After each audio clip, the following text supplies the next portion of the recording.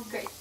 Yeah, So as you know, this is about your life before the war, which pretty much all we know about you so far is that you're from Vienna. Is that right? Were you born in Vienna? yes. And you lived there all the way until the war, or not? No. Then the war didn't start until 1939, but I was there till 1938, actually, after the annexation of Austria. So you were like 17 at that time? I was 17 and a half. Okay. I was when the Germans entered Austria and annexed Austria. In other words, in German it was called the Anschluss. Anschluss meaning annexation. Mm-hmm. And you... That's when I left Vienna in October of 1938. So I was 17 and a half when I left Vienna. So you've got a really pretty good, solid memory of things before the war. Oh, got a solid memory of, yeah, pretty much of. So what was your... First, I want to ask one. Have Oh, any of you sorry. had a chance to read my book?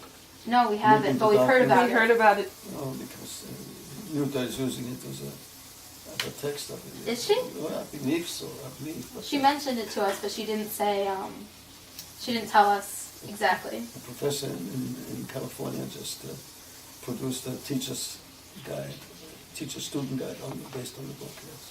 Does that book cover your whole life, starting from way back early? It's subtitled 7 Years on the Run in Wartime Europe, and it begins with the story of my family and then goes through the war years and my escapes and everything else. And That's perfect, because like you're... that's We were all talking about how we want to read it now. Yeah, we really want to read it. Yeah. And especially, like, we really want to know about like your family and all those things, like...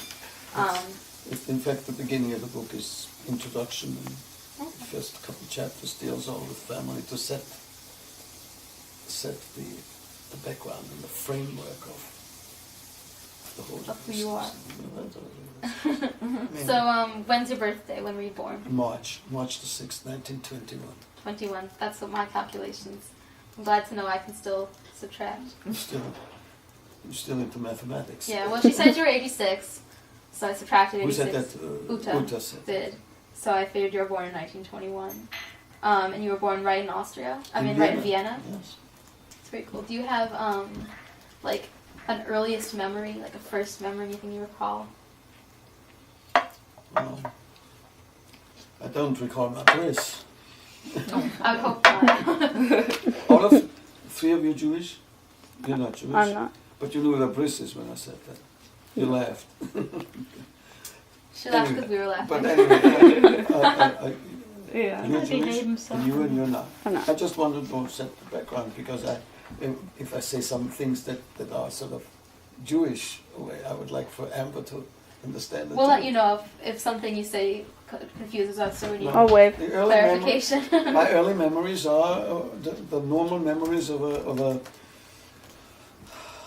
a child, of a young person, remembering family and the normal activities that go with childhood and young years, you know. I lost my father when I was 9, and it wasn't easy. And I remember exactly what happened at my father's funeral, and that's also in the beginning of the book. My mother became a widow when she was 39, and my father was 35. My father died at age 39. What did he die of? It was then called bleeding ulcers. And when ulcers, at that time, the methods of healing and medication were not as they are today, but he was 39. It could have been stomach cancer, but doctor once told me that at young age, at 39, it's not as prevalent or as possible. But bleeding ulcers in those years were just as dangerous. Mm-hmm. And people just, whatever, that's what I heard, bleeding ulcers. And I had 2 younger sisters. I was 9 when my father died. My middle sister was 7.5. And the youngest was just a year and a half old. So you have some memories of him. I have good memories, but pretty vivid memories of all of that. Yes, there's no doubt in my mind that. And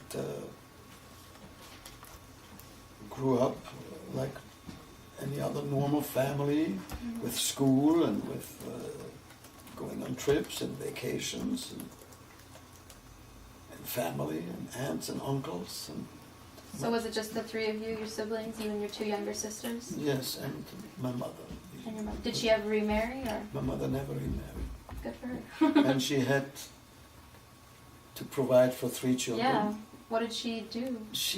My mother was a seamstress in a way. She was very good with handiwork, like embroidery. Mm-hmm. She did an interesting thing, and that's also described in my memoir. She did embroidery for bridal trousseaus. What's a trousseau? A trousseau is you get together the things for a bride. What do you call it? Oh, like a dowry? Not a dowry, but brides veil? what brides to be get the showers, what they prepare for them. Oh, okay. They give them, bed linens or this sort of thing. Okay, just like a registry, like wedding gifts that people give you. Yes, the registry, and my mother would embroider these towels and sheets with the initials. She was very good at And that. people paid her for this? Yes, and Wow. she did what you call buttonholes, for gowns and blouses, and Wow. in those days pillowcases had buttons also. Did she It do was this all by close. hand, or did she Yeah, have by a hand. machine? She did it all by No hand. machines, not even a little foot pedal kind? That was my mother. She was handy with that and earned a moderate income. It was never enough, probably, but this was also Depression years, Right. That was, my father died 1930, right in the midst of the Depression. Did you notice like a big change in your financial situation after your dad died, or was it something Yeah, that because my father was a tailor. the tailor? He was a tailor. He made men's and women's suits to measure. Did he work in the house or in He the worked shop? in the house, yes. And your mom In the also? in the apartment, yes. That was Vienna in those days, small but together. And that's what I remember. My mother had to struggle to do it, but there were always some organizations that helped, Mhm. and Jewish organizations. And so these are my childhood memories. And then when I was 17 and a half, I left. That was after Austria was annexed by the Germans in March of 1938. And did you, when you said your mom was always working out of the house, did you ever help her? Did you have a job yourself, or was that not something? I went to school. You went to school? What kind of school did you go to? Was it I went to Jewish? elementary school, and then Public school? high school. Yeah. Never a Jewish school? I did go to a Hebrew school, but that was twice a week, learning the Hebrew language. On Sundays and... It was also during the week, not on Sundays. This was not what you might call a cheder, where you learn how to pray. Mhm. This was to learn the modern Hebrew. I learned Hebrew it was called a Hebrew school, a school for Hebrew. Is it like conversational Hebrew yes, or conversational biblical? Hebrew. Because religion was taught in school. The public schools. In your public school? They had, just like they had math and science and geography and history and chemistry, they also had Did you go to religion. that course? Well, we had to. So you just sat there and learned about Christianity? No, we were separated. Oh, okay. The Jewish students I was from all gonna the say. the Jewish students from that year, from the classes, were separated into one room, and a professor, a rabbi came and taught us, and a priest came and taught the Catholics, and a preacher came and taught the Protestants. Wow. How many Jews were there in your school? In my class, we were 30 students in my class, and we had 6 Jewish students. 6? Wow. 6. And in the school, maybe 40% were Jewish, maybe 35%. I lived in a district that had a large Jewish population in Vienna. So the public schools were set up like by districts. So In every district had their schools, yes. okay. And then I went to what was called gymnasium. That was like a junior college. That was like Right. That's the like college preparatory College years. preparatory, And you took yes. your abitur or something. But I didn't go that far because Right, I had to right. leave earlier. The abitur was like matura, was called matura, which was the graduation. Right. But that I never did because I left before I finished school. Did you have a chance to pick out? I know that in the gymnasium you have a chance after 10th grade, you pick subjects that interest you, is that right? Yes, for instance, French Mhm. and German. No, German and Latin Those are the ones you were chose? obligatory. Oh, Was you obligatory. had to take them. Had to take that. But I chose also English and French as a elective. So you speak, what, 5 languages? Is I that- speak French, German, Dutch, English, Yiddish, and Hebrew. Hebrew, Hebrew not I as can much? make up. Well, not as much. If I lived in Israel for a couple of months, it would all Did come you, back. what did you speak at home, Yiddish? No, German. My father and mother spoke Yiddish because they were raised in that, but not to us, because Dad lived in Vienna for many years, since the 20s. So how did you learn Yiddish then, in school? I just know, I Just picked it heard it with my grandmother. My grandmother spoke Yiddish to me, and I answered her in German. But she understood me and I understood her. I know. That was my father's mother. I know that a lot of parents use Yiddish as like the secret language, so the kids don't know what they're talking about. Well, Yiddish they understood because it's very close to German. Too close. Your Like parents I didn't like have... this. I like to say German is nothing but bad Yiddish, you know. But when they didn't want us to understand at all, then they spoke Polish. Polish. Were your parents from Poland? Is that? From Poland, yes. Oh, okay. Because all the parents have to have some language their kids don't understand, right? Makes sense, doesn't it? Oh, definitely. I guess my parents, they spelled things out when you're little and they don't want you to You understand. know what her name means in English? Tova means the good one. Mhm. Have you heard the expression Mazel Tov? I think so. The Jews say Mazel Tov meaning good luck, but Mazel Tov. Tov means good, and Tova is the female term. And what's more appropriate right now is Shana Tova. Shana because it's the Tova new means year. happy, good New Year. Yes. Were you religious growing up? Traditional. Oh, yeah. My father knew everything that came out of the Bible because when he was a kid he learned it in school and he could quote chapter and verse. Wow. But he never went to synagogue. He was actually agnostic. Yeah. He became a socialist. Really? And he never went to synagogue, never took me. But I had a couple of uncles, they took me for the holidays, and my mother kept a traditional Jewish home. She wanted to maintain the tradition and the mood, Sabbath candles, and the meals, and she kept kosher. Was the house kosher? The house was not strictly kosher, Did you have separate? only for Passover. But she would never buy meat that wasn't kosher, for instance, Mhm. because that's the way she was raised. But, so, So your family, you'd celebrate Shabbat in your house. in the house, yeah, the candles and the traditional meals, and my mother was very much in the tradition, yes. Not strictly Orthodox, but more leaning towards Orthodox than to conservative. But here we have now conservative and Reformed and all the other denominations. What was your favorite holiday growing up?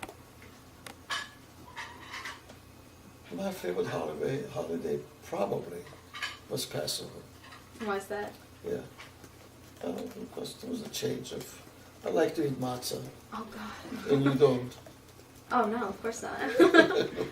And my mother used to make these good dishes with the matzah, you know. And yeah, holidays were usually an event, you know. Did family come from all over, or you went to their houses? Well, aunts and uncles came to our apartment, or sometimes we joined them, you know, Did they all live nearby in the area? in the general area. Like in Vienna? Well, for Ish. instance, if I had to see my grandmother, I had to take a streetcar for 20 minutes. It's not And so bad. And another aunt lived even half an hour away, but there was nothing bad about that. Streetcar was the usual mode of locomotion. You How know. much did the streetcar cost? Oh, what was it? Maybe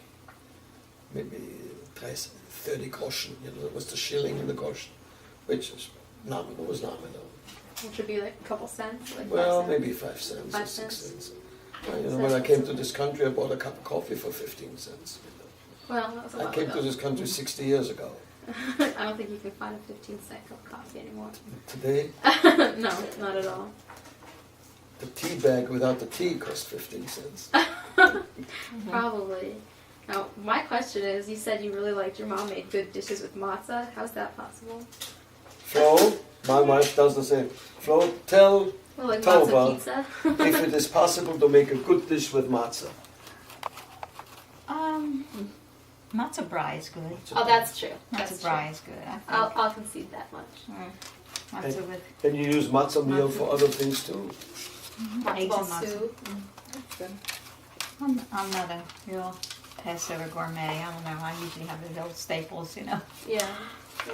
Matzah ball No, soup. because Tova asked me what was my favorite holiday when I was young. I said, well, Passover usually, because I always liked matzah and I liked the dishes my mother made. So she goes wincing, you know, wow, matzah. Yeah. But you never got to ask the 4 questions at the Seder, did I you? wasn't the youngest. Right. And you were not old enough, more That's- than your sister, that's to get a right, chance. that's right. See, I'm the youngest, so I've always loved Passover just because I got to ask the 4 questions. See, my father was actually agnostic, Right. but he did the Seder just to entertain us and to make it homey and make it traditional. And he knew all the things, you know. But I don't think he ate matzah all week. He did not. I'm learning something. Did you remember your sister saying that, asking the 4 questions? Your The little younger sister? one did. Yeah. One. Did she sing them or No, say the them? youngest one did. She didn't because she She was was too too young. little. Yeah. But Henny did, yeah. My middle sister did at one point. Yes. Wow. Great. Did she sing them or just say them? You don't That remember. I don't even recall. Did your dad let you help out with the Seder? Or was it just he did the whole thing? No. I helped out a little bit with it, of course. But when my father died, I was 9. So just up to that point, I remember he guided me and he did, but he was never too emphatic. It was not like, let me say, we went from one to the next thing very quickly. And we went to the Chat Gadya in no time. It was never a Seder that lasted till midnight. Right, like some of them have now are. He made short shrift of it. So when you get, if you start the Seder at say 8, by what time were you eating? By 9 o'clock we were eating, by 10 o'clock we were finished. Okay, that's not bad at all. No. If that was my Passover, I would also like Passover just as much. But I'm curious about like, you're talking about how your dad's agnostic and he was a socialist. Was this stuff that you understood before he died, or was this something that you got explained to you? I got explained it a little later. I found out about it. But I remember that in 1927, when I was 6 years old, and so happens I read a book now about Austria, and it tells that story how the Justice Palace, the Palace of Justice, was burned down because of a protest. Somebody was wrongly accused or sentenced, so there was a little bit of a What's the Palace of Justice? Sorry. it's like the Palace of Justice, like here where the By City Hall, isn't it? no, where the Attorney General has his office in Washington. What's it called? The Attorney General Department of Justice. The Okay. Department of Justice, and they were in a building, and that was called Justizpalast, just Palace of Justice. Everything was called a palace in Vienna because they were palatial buildings, you know. But there was a protest, and the palace, the building was set aflame. And I remember, and I was 27, I was 6 years old. My mother was in conniptions at home. Where is Dad? Where is Dad? Where is he? It was already maybe 8 or 9 o'clock in the evening. He was gone since the afternoon. And he hasn't, and in the meantime, the radio told about that, and she heard all the tumult that was going on in the inner city. And then he finally came home. But what was it? He went to be one of the protesters. So it was. So I remember that this was one of the actions that he was involved in, and which was the socialists protested because the government that was sort of on the right, more on the right, had something happened that they didn't like, whatever it is in politics, you know. In Washington you have protests in Right. front of the White House, in front of other buildings, or at Lafayette Square. And so this was one of those things that I remember, and I was 6. Mm-hmm. So your father was part of the group that set fire to the building? No. Oh, No, okay. he just went there out of curiosity to see what's going on, to be part of the tumult. You know, he was in 1927. He was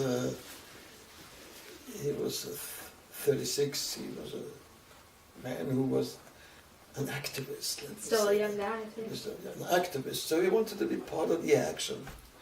Maybe he shouted a few words there or whatever to make himself feel better or whatever. I don't know. Were you proud of him? Yeah, I was proud of him, and he once spanked me real hard because he was a chain smoker, and I didn't like to inhale the smoke in the apartment. And he gave me the money, whatever, 20 groschen, whatever it is, go across the street and buy me a pack of cigarettes. So right across was a tobacco shop. And I said no. He said, what do you mean no? I asked you to go. I said no. And he said, and I said, you always ask me to go there. He says, I always ask you, but you never want to. So he put me over his knee and slapped me. And then I had to go because he was a chain smoker, and perhaps that was his downfall, possible.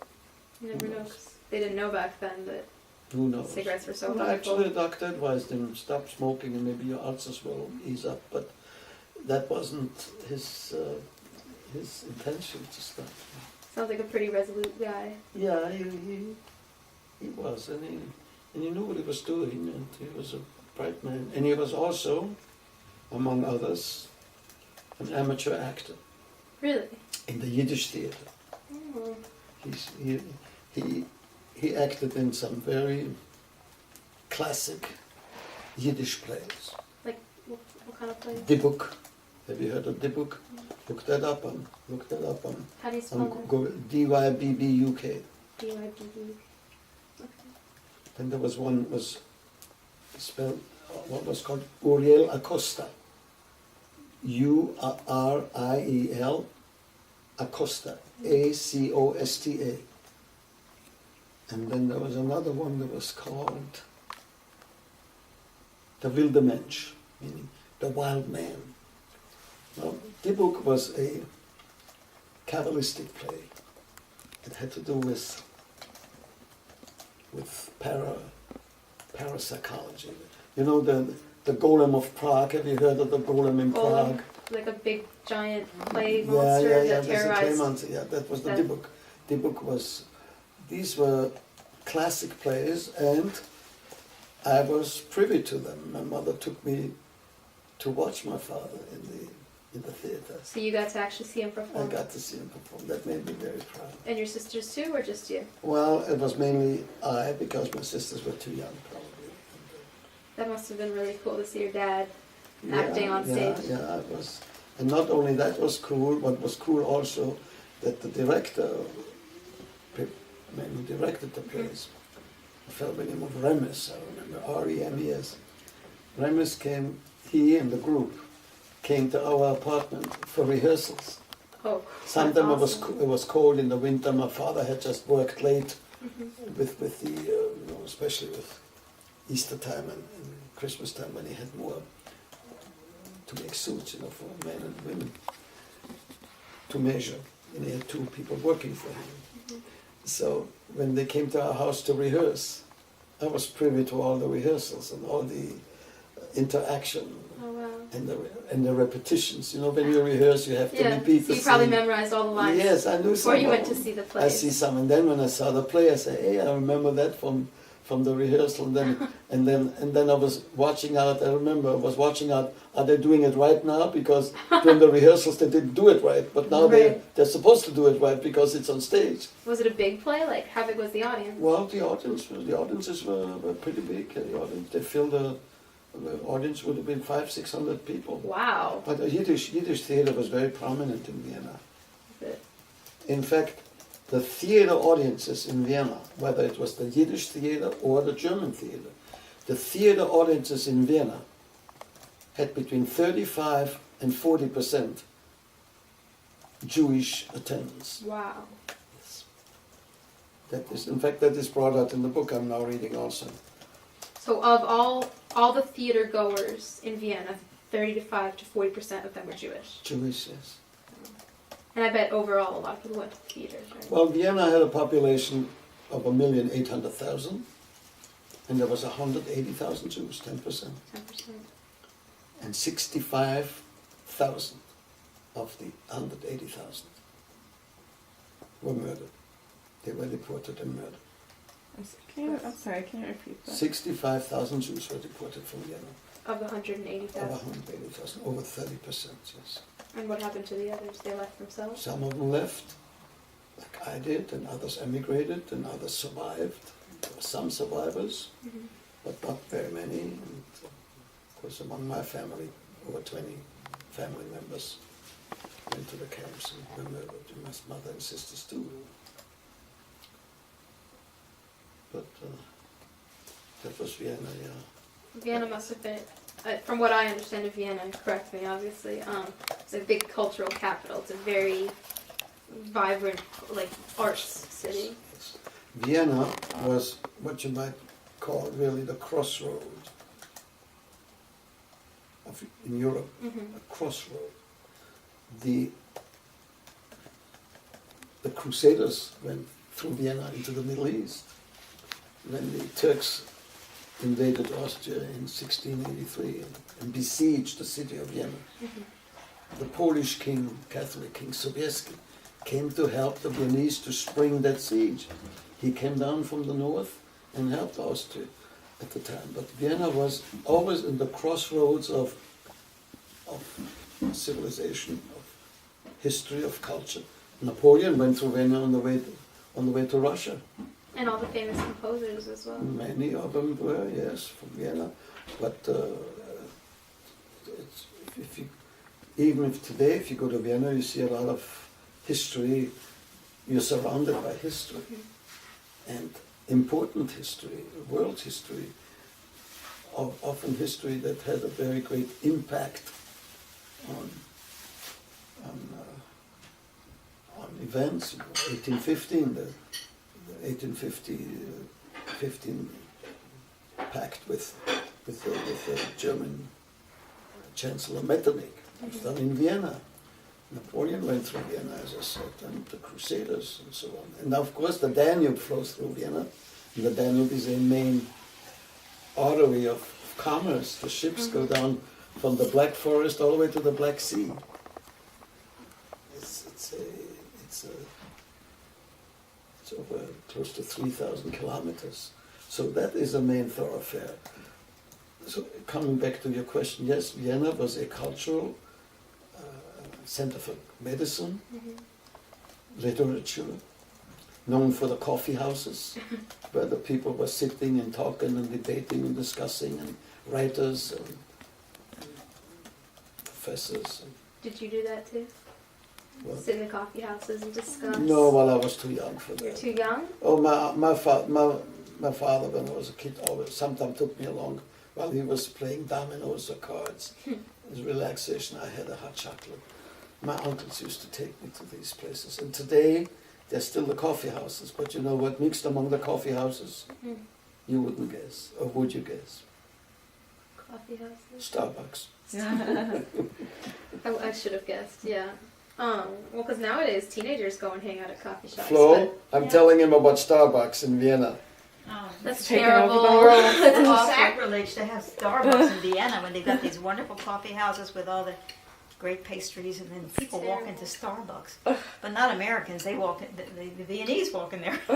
Really? Americans have it here. No, You're but not even doing so, you anything think with the my Americans would go and say, "Oh, Starbucks! It's just like home. Let's go to Starbucks." You know? But the Viennese go into Starbucks too. Really? What kind of like paste? You're saying they have lots of great pastries in the Viennese and shops. the custardy stuff, and all the chocolate and all the mousse and. Ooh.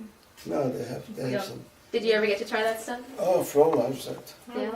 Yeah, we go They got a pretty often to chain. Vienna. They got a pastry chain store. They have them in every district. We have a good friends in Vienna, a younger couple there, like in their 40s. He's a physician, she's a nurse. They have pretty good income. They can afford to travel. They have no kids. They love to come to the United States. They just love it here. They love the people and they love the whole atmosphere. Mm-hmm. And guess what their favorite restaurant is in the United States? Starbucks. And they can afford any. I mean, they can Their favorite restaurant, McDonald's. I don't know. almost Burger King. Denny's. Denny's. Oh They think God. Denny's is the greatest. So Leo says, well, maybe for breakfast. He said, oh no, for dinner. Oh, They think God. it's real They Americana. were just you here know, 3 weeks ago. We they came were to just- Washington. Yeah. We visited with them. But you probably didn't eat out in restaurants a lot as a kid. You don't go to Denny's Well, down the no, street. no, we didn't. We ate at home. And when I went out to a restaurant with an uncle after I lost my father, they took me here or there from time to time. To me, that was a great treat. Yeah, it was a big deal to go out I to never eat. drove in a taxi in Vienna except one time. One time to the wedding, to go to the wedding of my aunt. But in all those years, I was only 17 and a half when I left. But up to that point, I had only been in a taxi one time. What was that like? What was that really? I had never seen an ocean in Vienna either until I left Vienna and came to the west of Belgium. Mm-hmm. But that was our life. By taxi, you mean like what we think of as like a yellow cab, like Yeah, with a taxi. driver? Yeah, That must have been very cool. I felt very important stepping into a cab and With your uncle. being driven around, But I don't know, I was 7 years old. What an experience. Keep asking your question, I talk too much. No, that's the whole point. We still haven't talked about your friends growing up, your friends in school, your friends anywhere. Did you have friends in your neighborhood, friends at school, friends at Hebrew school, and what were they like? Well, Bobby. of course. Same thing like with you. Mm-hmm. I had a couple of very close friends. I had some later when I was 16 and 15 and 16, 17, a couple of girlfriends. Yeah. But Was Flono about them? I had a very good friend. Mm-hmm. His name was Robert. I Rob. call him Bobby. Mm-hmm. Was he Jewish? Yes. His last name Hochman, Hochman. Sounds pretty Jewish. And I mention him in my book. That I said goodbye to him when at the time he was 16. He went on youth aliyah, aliyah to Palestine. Palestine. The cutoff age was 16. Up to 16, Mm-hmm. you would qualify. After 16, you no longer qualify for youth aliyah. So I was 17 when the Germans entered Austria and occupied. And he was a year my younger nation. than you? He was a year younger. So he qualified. He went with youth aliyah, meaning youth emigration to Palestine. Well, he went there and I went west, fled to Luxembourg. Would you have gone with him if you could have? If you were 16, yeah, would you have gone? I would have gone there, yes. I would have qualified. What about your sisters? My sister tried, but it was too late for her. My youngest sister was too young. It was too late for her, meaning? Too late for her to register because they were sent away. But Barbie and I separated. I went to Belgium. And then in 1938, December of 38, I left Vienna in October. In December of that year, I sent them a note from Antwerp that I was now in Antwerp, and I sent it. He lived in a kibbutz. Sent it to Palestine. well, I call it Israel. It's Palestine. Palestine. And sent him a card. And then in January of 1939, I sent him a birthday letter. Because he had a birthday, and I knew his birthday, January the 11th. So I sent him a birthday, wishes for his birthday. Mm-hmm. That was the last that Barbie and I were in touch. Now listen to this. In the year 2000, after my book came out, my book came out in 98. It's now 9 years already, my gosh. The paperback is now in the 7th printing, by the way. They have taken it into schools as a required reading. But that makes me, that is my reward. That really makes me proud of what it is because I wanted it to be a vehicle. I wanted it to be a vehicle for teaching. So, a fellow in California, that man that I told you lives in Foster City, Walter, got my book because he saw it on the internet and he ordered it from Amazon. And he was also from Vienna. So he was interested, another book written by somebody from Vienna. Then he bought this book for a friend of his who lives in Vienna, who had gone to Palestine also in 38, but had come back to live in I Vienna. like where this story's going. You like that story? Yeah, sounds like a movie. I'll tell you something. It could be. Had the book never been written, that would not have happened because Right, that- he that- found you because this led to it. He sent it to his friend in Vienna, and his friend in Vienna wrote back to him and said, "Interesting book. Your friend Leo writes about a fellow by the name of Robert Hochman." And it so happens I was in the Jewish army with the British from Palestine. The Jews joined the army with the British. The Arabs never did. Says, and in my unit, in Montgomery's 8th Army, the Royal British Engineers, there was a fellow by the name of Robert Hochman. Oh, wow. Get that? Why don't you ask your friend Leo, to inquire with some of the organizations, agencies, that may have paid compensation or whatever. Maybe Robert Hochman is on their list. If he qualified, if he's alive, he would qualify. Well, I wrote to an organization in Vienna. They have given compensation or refund. And I wrote to them and I described all this. This was my friend in 1938. I found out he was with the British Army, this and that. Would you have a Robert Hochman on your list? Well, I emailed that. I faxed that to them. I got a letter back a week or two later. Yes, indeed, we found a Robert Hochman on our list, but we are not at liberty to divulge his address or his phone number. That's private. But we can let him know that you are looking for him. 2 days after I received that letter from them, they wrote me a regular letter by snail mail, not fax. Beside the point. They took their good old time. Yeah. 2 days later, I received a phone call from Robert Hochman, my friend Bobby, that I hadn't seen in 62 years. Wow. You would never guess where he called me from. Where he called you from? Virginia Beach. And Robert and I got together. Oh, my God. And we exchanged memories, and we exchanged thoughts. You still had the letter that Leo had I still had the letter that, he had the letter that I had written to him. for his birthday. Yes, and the card, the original card. wishing him a happy 17th birthday. Birthday. Do you remember what else the card said? Or And whatever it is, I said, Bobby, may I have these cards? He says, you may have them over my dead body. We're going to go to Kinko and make copies. And he made copies for me, and that was in January, and then he came to visit us, and we visited him in Virginia Beach, in a son of his in Chevy Chase. He also has a son in Virginia Beach, a physician. In November of that year, Bobby passed away. Had a stroke and passed away. Wasn't that something meant to be that he and I met and that you found it after first. so many years? And you know, the upshot of the whole story is that this will flabbergast you. The man who suggested to my friend in California that I should contact some agencies because he was with a Robert Hochman in the same unit, came to visit his friend in California. And he told him, yes, Leo took your advice. And he wrote to an agency and he connected with his old friend Robert Hochman. Why don't you call Robert Hochman now? And he called me to ask for his phone number. He lives in Virginia Beach, not too far from Baltimore. Why don't you call Robert Hochman and connect with him for old time's sakes because he was your pal in the army, in the British Army? I said, sure.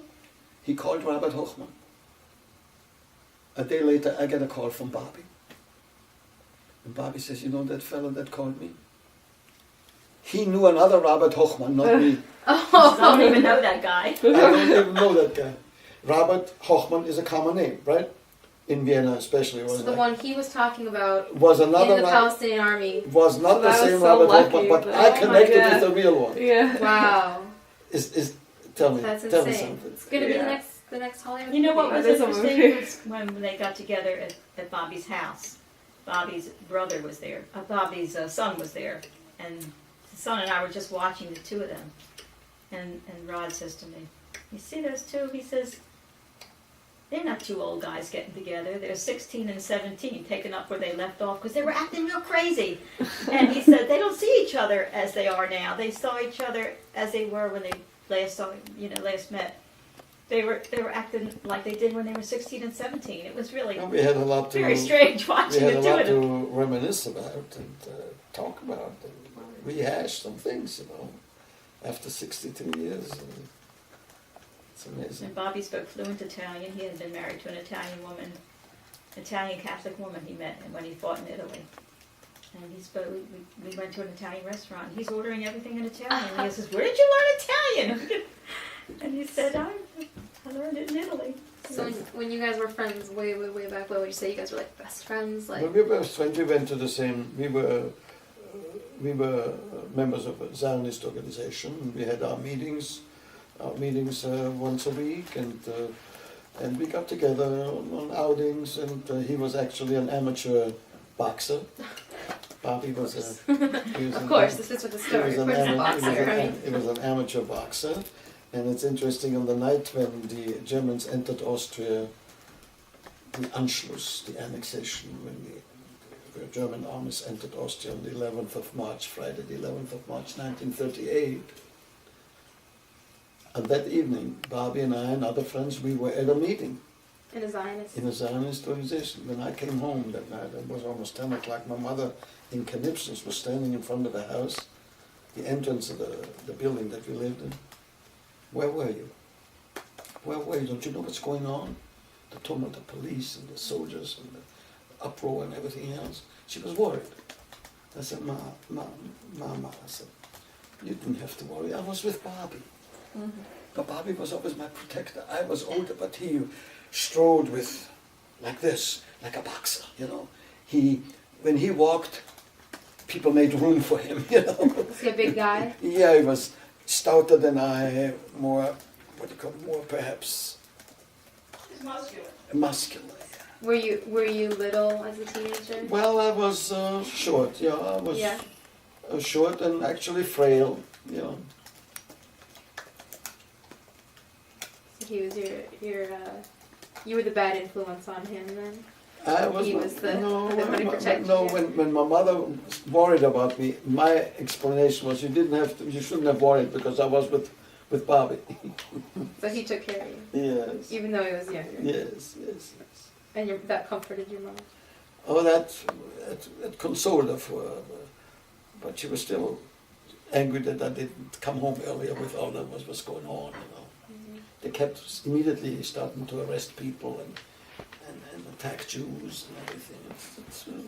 That book that I'm reading is just unbelievable. Now it brings back all those memories. I said, for a while, I need that. See, we were going to Austria in June for a special occasion. I'll tell you that in a minute.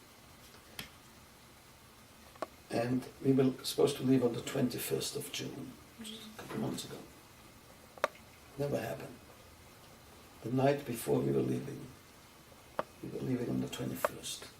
On the 20th, Flo and I went out to have a bite, nearby restaurant. About 7, by 8 o'clock we were home, get ready for bed. I lay down, and I didn't feel good. My teeth were clattering. I felt shivering and hot at the same time. She takes my temperature. You don't want me to tell him that? No, I just don't know what that's to do with anything. It has to do with going to Vienna. Well, we're going anyway. We're going in October again. It was rescheduled. I had 103 fever. Took me to the hospital, emergency. My doctor was there at midnight. I said, that get me out of here because I'm flying to Vienna tomorrow. He says, Leo, you ain't going nowhere. So we had to cancel. I had a urinary tract infection. No other symptoms, the fever went away after 10 days and it was fine. Now we rescheduled and we're going back to Vienna. But I was going there for a special occasion. There were some memorial plaques installed in front of the building in which I lived, in that I told you about my mother waiting in front of the building, in commemoration of my mother and my sisters. Later on I'll show you. They sent me the pictures. What kind of building was it? Was it? An You said it was an apartment, like a apartment. high rise or like a couple somewhat stories? 5, 6 floors, whatever. Building, a tenement building like they have in New York, for instance. What was the setup like? How many rooms was it? Oh, there were at least 30 tenants In the whole building? in the whole building. Okay. 30 or 35 tenants. And your family had The their family, own an apartment, yeah. Kitchen, living room, bedroom, small room, den or whatever. Did you share your bedroom with your sisters?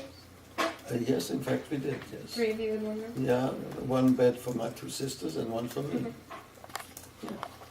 And you didn't mind? Well, if I minded, it wouldn't have helped. Right. These were the apartments, that's for the family. And and the bathroom, the toilet was in the corridor. Okay. And the main faucet was in the corridor. When we needed water for cooking for the kitchen, we went into the corridor. Sounds like and college. And you know what? It still exists today in Vienna. Yeah. So you probably knew your neighbors pretty well if you had to share a bathroom with them. Well, yeah. Sometimes we had to wait for them to get finished. Yeah, we knew all our neighbors pretty well. Yeah. Do you remember any of them in particular? Oh, yeah. Yeah. Were they Jewish or mixed? Or? Mixed. Yeah, mixed. It didn't seem to matter, I guess. Well, it didn't seem to matter except after the Anschluss. One family, very, very nice people. He was a policeman. Their name was Schreier. S-C-H-R-E-I-E-R. E-I-R. Schreier. And we were very friendly. And especially when my mother became a widow. They came to the apartment and brought her food and were very solicitous. So when you were staying Shiva, they came and brought They you? came, yes. But 2 days, we had helped these people trim their Christmas tree in December. In March, they didn't talk to us because we were Jews. Were they the only ones whose attitudes? No, it's just some others too. As I describe in the book, one of my good friends from school, when I said hello to him, spat in my face. Literally. And you know what? I came home and told my mother. What did she say? And my mother, I call her, as we say in Hebrew, Eshet Chayil, a woman of valor. My mother didn't want to aggravate it. My mother didn't want to make it worse for me. That's what she said to me. My mother said, he spat in your face. Wash your face. You know why? Because where she came from, Poland, where there used to be pogroms and people were being killed, being spat in the face was not as bad as being killed. So she wanted to make light of it. She didn't want to make it more worrisome for me. You spat in your face, but wash your face and it'll be all right. You'll be all right. Next time he'll speak to you. Don't worry. That's what she said. She said he would speak to you next She time? says, next time he'll talk to you. She just wanted to make me feel better. But that was my mother, She, as mothers are, she doesn't want to make it worse than what it already is. But that's what I'm telling you. People, after the Anschluss, all of a sudden they didn't know us, didn't speak to us. So, by the way, that's brought out in the book too that I'm reading now. What, Nick? That's brought out in the book too that I'm reading now, where he describes About that what? some of the people overnight, good friends, didn't speak to you. Oh, really? Yeah. This was traumatic. That was why. So it really was like sudden. It Yeah, was, yes, it was a trauma. I can't even imagine. But you know why? Only because we were Jewish. Right. And before the Anschluss, did you have Good relations. non-Jewish friends? Oh and yes, we neighbors played and- soccer together. We went to school together. We often did homework together. We went on outings. During the Jewish holidays, we went to synagogue. They went to church on their holidays. But on Christmas, we were often invited to our neighbors to sit by the sparklers there and enjoy the Silent Night, Holy Night. And And you we sang sang with it with them, sure. Did you sing Oh, Tannenbaum, oh, Tannenbaum. O Tannenbaum, wie treu sind deine Blätter. Du grünst nicht nur zur Sommerszeit, auch im Winter, wenn es schneit. O Tannenbaum, wie grün sind deine Blätter. How green are your leaves? My last name is Tannenbaum. Is it? Yeah, Oh, it is. Tannenbaum. And I was actually in Germany last year. And Which means Christmas tree, well, pine tree. a pine tree. And Tanne is actually pine is a the thicker needles. The pine has a thinner needles, but Tannenbaum. We knew some Tannenbaums here in Baltimore too. Really? Yeah, on Light Street. Oh, I know exactly where that is. Oh Tannenbaum, oh Tannenbaum. So you like sat on a Christmas tree and sung carols and Yes, with them. sung You know, that's we. You helped decorate the tree? Have them put the angel on top and the tinsels and everything. It's interesting, isn't it? Did they come? Was it reciprocated or? Well, they also said to us on Rosh Hashanah and they gave us also wishes for our holidays when we had. They knew when we had Rosh Hashanah. They knew when we had Passover because that usually coincided with Easter anyway. Right. Did they ever come to your Seder or just No. a little too much? That was too much. Never to Shabbat? But that's what it. Tannenbaum. With an A, not with an E. With an E. It's With an E. Tannenbaum. Mine is. It's Tannenbaum. But the tree is Tannenbaum. And a tanne is a pine tree, yes. I guess mine's it's like an angle-sized version. Yeah, but it gets eroded. Oh, which reminds me, your name. Is your name always what it is right now? Bretholz. It never got changed? Bretholz, you pronounce it in 2 syllables. We were wondering how to pronounce Not it. Bretholz stumbling over the TH, but Bretholz. Bretholz. What does that mean? In fact, the original spelling was with double T. The tombstone of my father in Vienna still has the double T on his tombstone. Later, in the middle 30s, it sort of eroded into just 1 T, and that's the way it remained. So not because of the war, just it happened? No, it just happened that somebody started spelling it with 1 T, and then the next document came out with 1 T, so it remained 1 T. And that's the way it's pronounced, Bretholz. Bretholz. What does that mean? Brett means board, and Holz means wood. A little redundant. If you would have an English translation, it would be boardwood. Boardwood. Did you get the other tape in? Oh, we got a couple minutes. Oh. Board. Wood. A board, a Brett is a board. Like a board of wood. Board.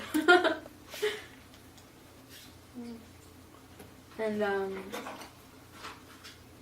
what were we talking about before? Ask about the time, like the communism. Oh yeah, I was very Time. curious about that. You said your father was a socialist, Yeah. and like from what? Well, I guess what I want to know is like the political climate. Like, how much did you know was happening before? What was the day in '38? You said March 38. March Well, we 38. knew everything in the papers, of course. As a young man, I didn't read the papers like adults did, but we knew exactly from the radio and from all the news media what had happened in Germany since 1933, and we knew what had happened with the Jews in Germany because in our class, in school, in gymnasium, we had a few students that had come from Germany, Jewish students that fled Germany to look for asylum in Austria. So they came and joined our school, and they told us what had happened to them and the persecution and their father's store. One of them said, my father had a shoe store, but he had a good friend, an Aryan, who took over that store, and he told us that when we come back, the store will go back right to my father. He's just going to take care of it, you know. But this was wishful thinking. And of course, the German Nazi regime lasted from 33 to the end of the war, 45, it lasted 12 years. Hitler wanted it for 1,000 years. He called, I'm going to create a 1,000-year Reich, you know. But in those 12 years, it changed the world. And I'm guessing that his father didn't get the store back. Of course, no, I don't think so. No, his father did not get the store. His father was probably deported from Vienna. but I don't even remember what the name of that student was. But there were several Jewish students that, as I said, come from Vienna, from Germany to Vienna. So Then they left Vienna to some other place, and then when the Anschluss came, people went from Vienna to Czechoslovakia. so just farther east and farther east and farther east. Or south. Some people went to Italy. They had business connections, went to Italy. Others went to France and Belgium and Holland and England. And I fled Vienna in 1938 and went to Luxembourg. So you knew about it, you heard about it. And we were always afraid that it might also happen in Austria, because Austria had a Nazi party, but they were illegal. Illegal. They were underground. And when you're underground, you get stronger, because nobody knows what you're doing. If you're on top, it's always wrong to ban a party. When a party's banned, then they work underground and you don't know what they're doing. But if they're not banned and are open, they spout whatever they want to spout, their propaganda, and you know just what they're doing. It's like telling a little kid not And to you do can something. act against it. You can act against it. It's always bad to ban parties, because these parties become stronger as they're banned, because their secrecy binds them together. Did you know about them? About Oh, yeah, underground Nazis Oh, in we knew about Vienna? Nazis, because sometimes they were attacking Jewish stores, yes. In Austria? Yes, and sometimes they were marching in the streets and shouting Sieg Heil, for which they could have been arrested. What does that mean? Sieg Heil means hail victory, hail victory. That was the German shout, Sieg Heil, Sieg Heil, Sieg Heil. 1 second. Stop with that. We're just changing. Walking through the streets and they say Sieg Holz. Was that like Sieg Heil. Sieg Heil? Sorry, Holz is your last name. Sieg Heil means hail victory. Sieg means victory. And Heil means hail. And they got arrested for stuff like Well, that. they would, Or they or they ran away, whatever, yes. And as I understand, like, socialism and like these sort of the ideals of Nazism were kind of as far apart as possible. So Well, socialism and Nazism, yes, but communism and Nazism, not, because they're both extremes. yeah, far extremes. And socialism is not as extreme. You see, the Jew fit every situation. We have a saying in Yiddish, and I'm not going to say it in Yiddish, but I'm going to translate You can it. say it in Yiddish and then translate it. I'd like to hear it. The Yiddish says, der Jid ist der Deckel, was passt jeden Top. The Jew is the lid that fits every pot. Why? And this is political. When the communists attacked capitalism, or the fascists, or the West, they said, it's the Western capitalist Jewish conspiracy. They associated Jews with Western ideas. When the Nazis attacked the communists, they said socialist, communist, Jewish conspiracy. So they both extreme ends. For them, we were the lid that fit every pot. Every excuse. Every excuse. And we were always the scapegoats. When something went wrong, it was the Jews. Even in the First World War, Hitler said the Jews responsible for that. But I want to give you a statistic. And that is very important. Keep that in mind if you speak to people. Germany had a population of 60 million. And 0.8% were Jews. Is that What? right? 0.8% were Jews? 1%. 1% were Jews. 600,000 Jews. 1% were Jews. 20% of the Jews served under the German colors. 120,000 Jews served under the German colors. Is that a lopsided percentage? Of those 120,000 Jews, 12,000, a full 10%, were either killed on the war front or came home crippled, maimed for life. That is quite a contribution to the German war effort. But Hitler never recognized that.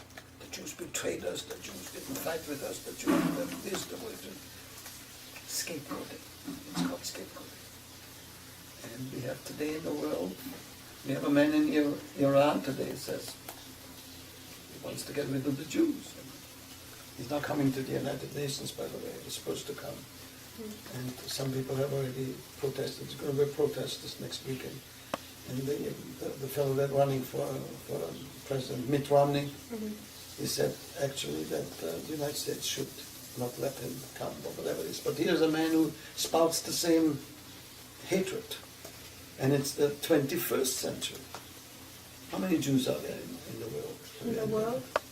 It's about 11 million, isn't it? But by now about approximately 13 million. 13 million. You know, Tokyo has more inhabitants than that.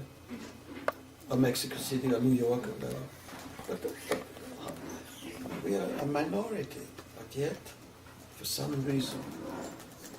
And this interview is all about that. If not for that period, there wouldn't be an interview. If not for that history, there would, if not, my book should never have had a reason to be written. The Holocaust Museum should never have had a reason to exist. If times would have been normal, but these were times of depravity, utter depravity, insanity. And when people say, how did you get involved? Well, two things got me involved in that. Number one, I was born in Vienna, and I had committed the great crime to be born into a Jewish family. I always say that. Did you understand all of that when you Well, were not so young? Not exactly. Not exactly. Flo, babe, Yeah. should I show them the plaques that I just that we were going to Vienna for? Can What you happened? describe your escapes and everything, if they're going to act out anything? I mean, what happened to you, you know? They want to know, isn't that what it does? No, but Tova will ask the questions. Okay. I'm only going to answer questions that she asks naturally, but sometimes I talk too much. Not at all. You're obviously like really well, like you're so politically informed now. But is that all stuff you learned after? Did you have an interest? Obviously, you were in a Zionist organization, so you must have been. That's also in a way that is also political, right? Right. Well, so even as a teenager, you were politically I was active. interested in that, in Zionism, in our history. You supported the Zionist cause. Zionist organization. But- I was with the Shomer Hatzair. What's that? Hashomer, that is actually the leftist group of the Zionist, the leftist wing of the Zionist organization. Was your group, was it like a branch of an adult group? Or were you? No, it's all youth. All youth. All youth, yes. Did you have meetings? Hashomer Hatzair. Tzair means young. The young guardian. Shomer means guardian. A guardian. And you just. The translation would mean young guardians. And what did you talk about at these meetings? We had meetings, we had leaders, we tried to speak Hebrew, we sang songs, we had parties, we discussed what would happen when we go to Palestine.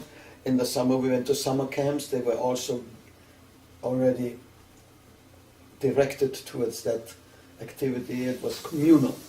Was it co-ed too? Yeah, it was co-ed and it was kibbutz type. It was communal, you know, like a kibbutz. Most of the kibbutzim in Israel were socialist kibbutz. Right.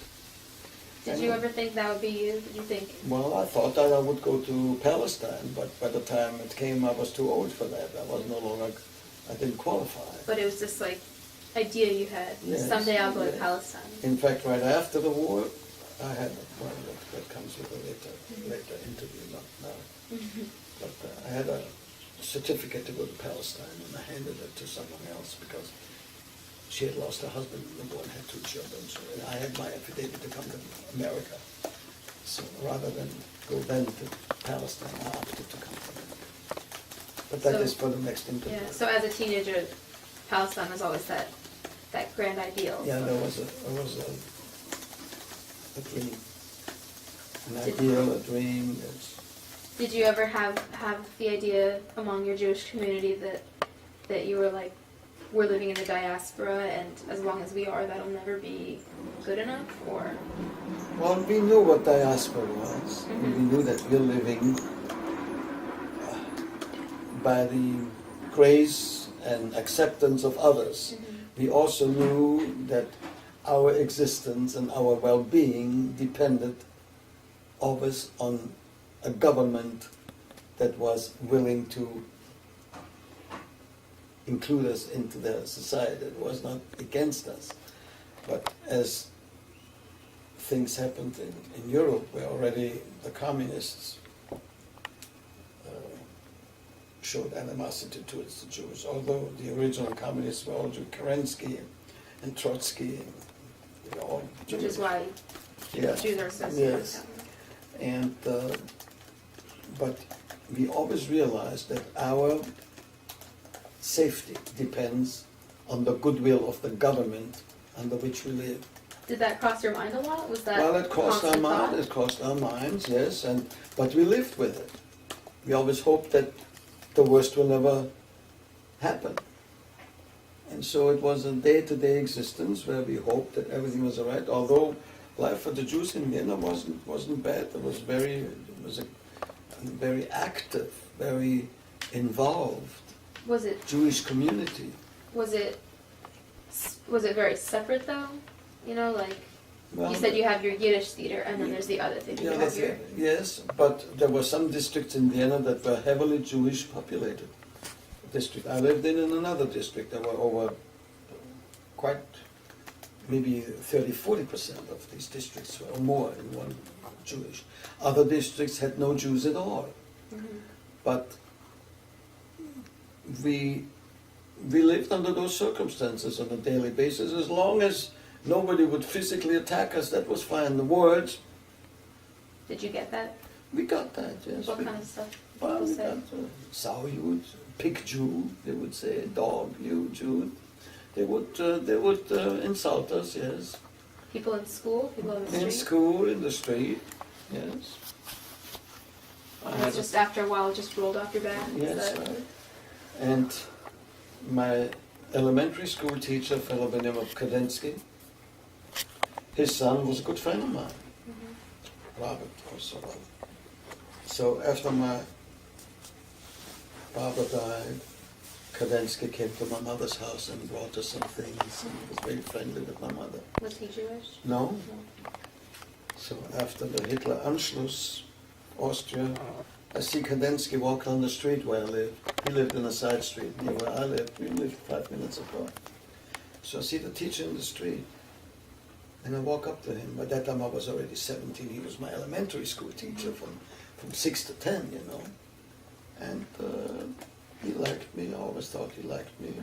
I walked over to him. First of all, he said to me, "Don't worry about my son, his son," because his son became a Hitler Youth and didn't want to speak to me anymore. So I said, "Don't worry about him." He says, "He doesn't know what he's doing." See? He hasn't got his right senses, he wanted to tell me. Then I said to him, "Herr Kadensky, Mr. Kadensky," I said. My mother said, "I must leave." She said, "You cannot stay here. It's too dangerous for you." Why? Because Jews were being arrested, 16 to 16. Jewish males, From the age of 16? from 16 to 16, never to be seen again. And that happened around us, in Barbie's family, and friends and family and relatives. People you knew. And people we knew. She said, "Look what's happening. You could be next. Leave." And it was arranged. She fought. She prevailed. No matter what I said. I didn't have to say, "You must leave." That was very courageous. I asked Kadensky, says, "My mother told me I must leave. What do you say?" You know what he said to me? "Deine Mutter hat recht. Your mother's She's right. right." Not like that. I like that. I wrote that in the book. And when he said it to me, I took his word for it. I wasn't going to take my mother's word for it, because the mother will send you away no matter what. No. Because your mother's appealing to her That's emotions. right. But when Kadensky told me she is right, he knew what he was talking about. And he was a socialist, actually. He hated the Nazis. His son became a Hitler Youth overnight. That must They have put been- on brown uniforms and that's it. It must have been hard for him. Yeah, and it was hard for us to see the scene overnight swastikas all over the place, flying on the the steeples, or the rooftops, windows. Where did it all come from? That was underground, and overnight it came to the fore. So it was sudden. It wasn't. It was a It sh- wasn't. Didn't it was a feel gradual at all. That was a shock. That was a shock. Yeah. Oops. I'm just getting to this chapter.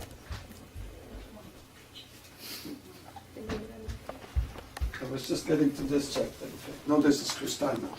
This is the book you're reading right now. This is Kristallnacht. Mhm. The previous chapter is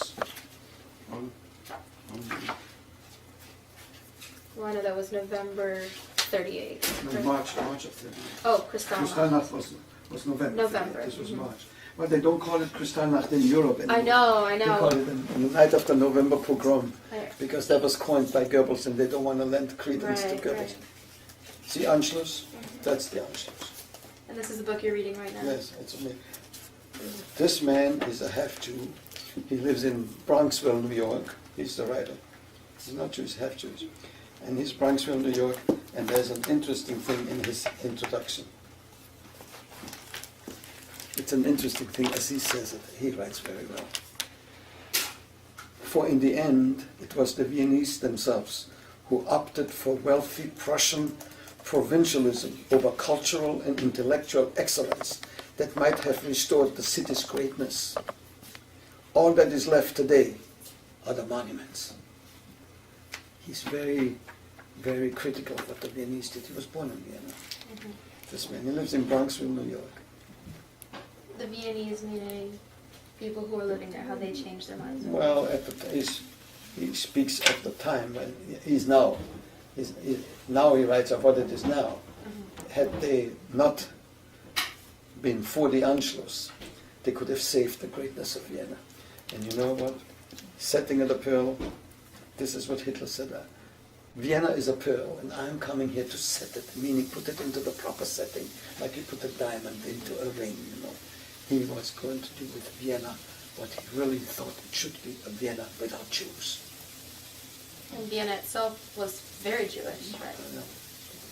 forgot you said, yeah. 180,000. And compared to Germany, it's Well- much more Jewish. Well, it was more Jewish-oriented, yes, intellectually, but of course, Germany had 600,000 Jews. But as I'm reading this now, to me it's quite aggravating, but It must be hard to I'm read a about. little bit masochistic about that. But I want to know some details.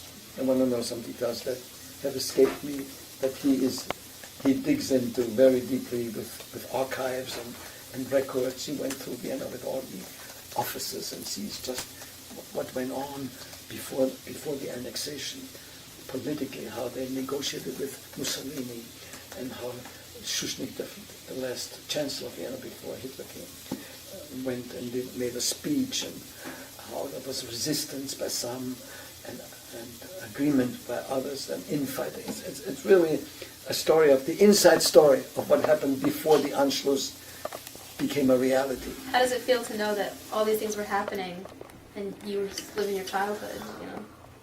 It's strange now. It's weird. I read think, it in as I'm reading in it line history. by line, I said, I wish I had known this. I wish I had known. And if I had known, what could I have done about it? Question is, if people had known, Morgan could have perhaps gone into hiding. And why my mother never could leave as a widow. Had my father been alive, he would have done something. But had he been alive, he probably would have been arrested the first day, because his name was on the list of people who were part of the socialist party. How did these arrests happen? Did they They just went into homes, come into the house, come stop you into on the house street middle of the night, for being 4 o'clock in the morning, socialist? for For being- being Jewish, for being whatever. They had lists, they had records. So any day after the Anschluss, they could have just come in as you were sleeping and Yes, arrested you because exactly. you were 17. Yeah.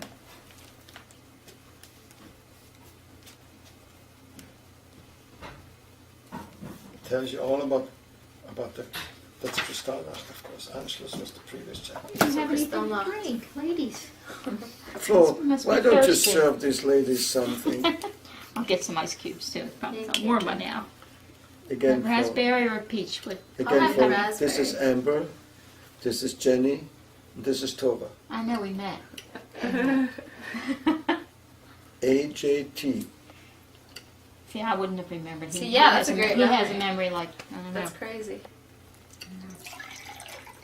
You see, Flo, Amber is the technician today. Uh-huh. Next week, you switch the around? next meeting they switch roles, and then we'll Here. talk before You're you gonna leave when the next you're gonna meeting mix is, peach because and- we're peach and going raspberry away for a together. few days. We'll be all right. I'll see. She still needs to open things for her. Thank you. That's how you keep them around, right? Yeah, that's right. It comes in handy sometimes. Serve a purpose. It's not a full job. Okay, thank you. You want some of these? It's very refreshing. I'm gonna get some ice though. It's fun. You know what? Tova's last name is Tenenbaum. Oh yeah. And what is your last name? Reich. R-E, Reich? R-C-H. I pronounce it right. I know it's right. R-E-I-C-H. Where did I hear that name recently? Leo Reich, he was with Talmudic Academy, passed away last week. Oh, okay. And you heard Oscar Reich, the football player, the soccer player. Oscar Reich was a soccer player for the Vienna team, Hakoah, which was a Jewish team. What During is the war. this? Oh, during the war. No, before the war. He was a soccer player in Vienna. And He was fled Jewish. to France. He was Jewish. In France, he became a collaborator. I meant to ask you about He was a sports and He was stuff. a collaborator. And you know what? He was executed after the war in France for collaborating with the Nazis. Yes. Did you know that? when Oscar Reich. he- Yeah, I knew it when I was in France yet. Yes. did And you- what is your last name? Keppel Jones. What? Keppel Jones. A double name? Yeah. Hyphenated? No. Oh, Not hyphenated? Amber Keppel? Yep. K or C? K. K E-P-P-L-E. L-E Keppel. That's the way I was going to spell it by phonetically. Keppel Jones. J-O-N-E-S. Yep. Amber has a double name flow. This is almost like royalty. Why is that royalty? Because they hyphenated names usually are, Must have royal blood. they have connotation. Oh, I see. Yeah. It has connotation. I tell you something. Keppel Jones, people will probably remember quicker than Reich Tenenbaum. That is true. That's true.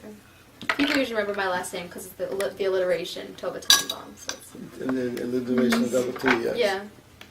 Thank you very much. You want some too, babe? Should I get you No, some? I'm fine. Put this back and use the facility. That's a different dimension there. Yes. You're right. Really? More for you. You mean there's more sessions? Thank you very So there's Ooh, going to be ooh. two more. The next one is this is This is before the in war. Vienna before. The next one is during the war, and the last one is after the war. There's 3 segments to this Oh, thank you so much. interview. Oh, thank you. So you Thanks. you were talking about this Thank Oscar you. Reich. He was a soccer player. Soccer player in Vienna. Was he famous? Oh yeah, he was. Well, we couldn't find him on the internet. No. I don't know I why. take one of How those. did you? Oh, I sorry take about one of that. those, if you don't mind, sweetie. Thank you. So how did you know about him? Did you see him Well, I play? saw him play. Yeah, I was a soccer fan, and we went to a lot of matches. Did you play yourself? Yeah. You played on an organized team or just Mm-mm. pickup games? Sandlot, so to speak. Did you play any other sports? In the park, I did ice skating. Ice skating? Like professional ice rinks? Well, skating we did. In the winter we always went skating. Schools, classes took us actually to skating rinks. That was part of phys ed. Really? What else did you do for phys ed? Phys ed, track and field. I did 60 meters, 100 meters, and 400, and did relay. And did the broad jump, not the high jump, because it was too Broad short. jump. Is that the long jump? Oh. So were you pretty good were you pretty No, I was athletic pretty, no, as a child? I was thin, I was fast on my legs. It's good for a track star. Not star, but we had inter-school Uh-huh. contests, The gymnasiums had their own little uniforms. Did everyone participate in the inter-school competitions or just whoever wanted to? phys ed was very much emphasized, like it is here. Those who excelled in basketball, we played basketball. Those who excelled in track and field, and there were those who excelled maybe more in soccer. So you did track and field. Yeah, but that was part of phys ed. We did a lot of that. He's like a pretty well-rounded child. Yeah, well, I was participating, yeah. Did you ever play a musical instrument? When I was 6, my father hired a man. Let me guess, violin. You see, in those days, the silent movies became sound movies. So the musicians that played in the pit in the silent movies, because the silent movies had musicians playing there to do the background music. These musicians lost their jobs all of a sudden. So they went into the courtyards and played in the buildings. Walked into the house and there was a courtyard in the middle of the building. They would play there. Some of them played harmonica, others played reed instruments, trumpets, and others played the violin. Yeah, that is also described that in my book. My father went up to one of those, and the people would throw coins down from the windows into the yard to treat the musicians. They also played in the streets, but that was not allowed. And when the police came, they just scattered and ran. Why wasn't it allowed? Because it was a nuisance in the middle of the street with traffic and everything else. Also, people would gather, and that was a little bit of a nuisance. Because as my father went to the courtyard and spoke to a Jewish fellow, Jewish. Do you remember his name? No. I was 6. And he said, you don't have to do that. Play in the yard and wait for coins to be thrown down to you. Why don't you, I want you to give lessons to my son. Did you have any say in that? Or was And that your dad? he hired him. I was 6 or 6.5 maybe. And 2.5 years later my father died. And then I gave up because my mother couldn't afford to pay the man. So I remember just exercises and a few pieces. Exercise, the strings, EADG, Can you still play? No, I couldn't play, but I could play the exercise that I did then, yes. I remember where I was diligently standing in front of the mirror. The teacher told me that the first thing you have to learn when you want to be a good violinist is how to hold your violin and how to hold your bow. You can't lose, you have to have wrist movement. And you can never let it slip, so you have to have a nice grip on the bow as you do. Because if you lose your grip, the bow slips. And then how to hold the violin with the arm like this, under the violin. You cannot hold it like this. And and he wanted me to stand in front of the mirror and for 10 or 15 or 20 minutes just do this. Every day? And I did that. My wrist hurt me. I did that. And I did this, and when he came and for the lesson, he says, let me see how you hold your bow. And I did. One lesson was nothing, holding the bow. The other lesson was nothing but how to hold the violin and how to apply the bow so that it should not scratch, that it should flow, and how to use the finger action of it. And I was did it very assiduously because I wanted to learn the violin. And today still the violin is probably my favorite instrument and a great frustration that I never could continue doing it. But some things work out and some things don't, You could always pick it up again. I can always listen to it. Was this something you did every week? He came in, he gave you a lesson? He came every twice week? a week. Twice a week? Twice a week, yes. Wow. And he came and I did it, as I said, for 2.5 years. You liked it? Then I liked it, and he thought I was a good student, and he entered me into one little children's contest there that, Really? you know, like some of the teachers do to A give you, recital? Or? no, it was something like it, to give you encouragement and make you feel good about it. And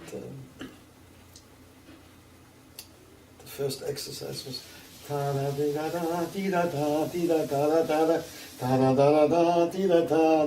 the E string, on the first string, E, A, D, G.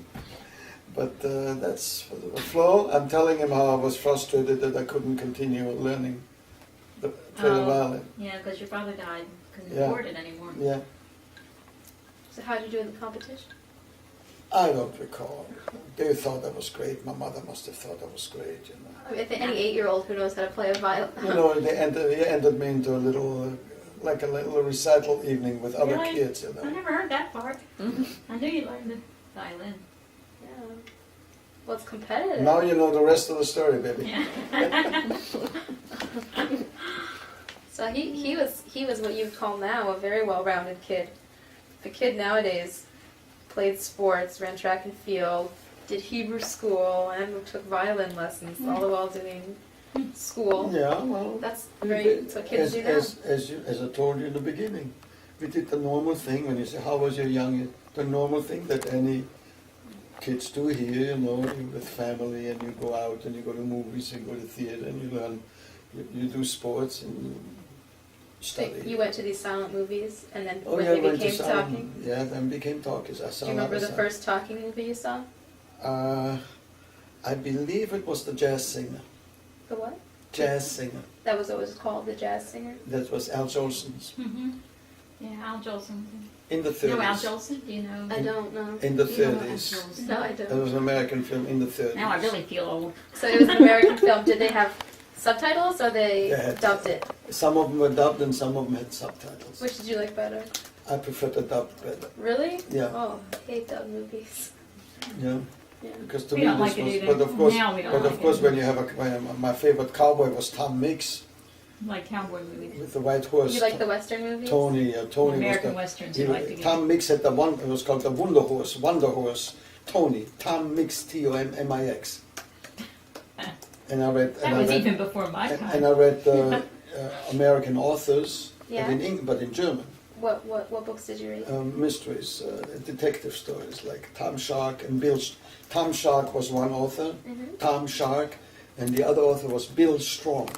So you read American books translated Yes. to German. Yes, and then there was one was written by a German author Friedrich Gestecker, and that was called Die Regulatoren of Arkansas. I said in German we would say Arkansas. Translated means the regulators of Arkansas.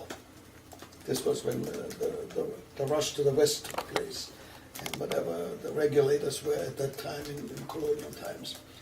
So that was a book by Gestecker, The Regulators of Arkansas. And in 1936 or 1937, I saw the film. It was a talkie. They made it into a movie? No, not this. No. Oh, I saw okay. another A film. different film. That was an interesting thing. That was The Life of Emile Zola. Have you ever Okay. seen that? I haven't, but I know who Emile Zola is at least. Emile Zola. The Life of Emile Zola. Paul Muni played Emile Zola. Paul Muni was in the film The Good Earth. Oh, I read that with book Zoran. by The Good Pearl Earth. Buck. Pearl Buck. But, Right. yeah. And I saw the film The Life of Emile Zola, which was not only about Emile Zola, but which was also about the Dreyfus trial. You know the Dreyfus trial Yeah. in France, France. in 1895. Mhm. And So that must have had particular interest to you.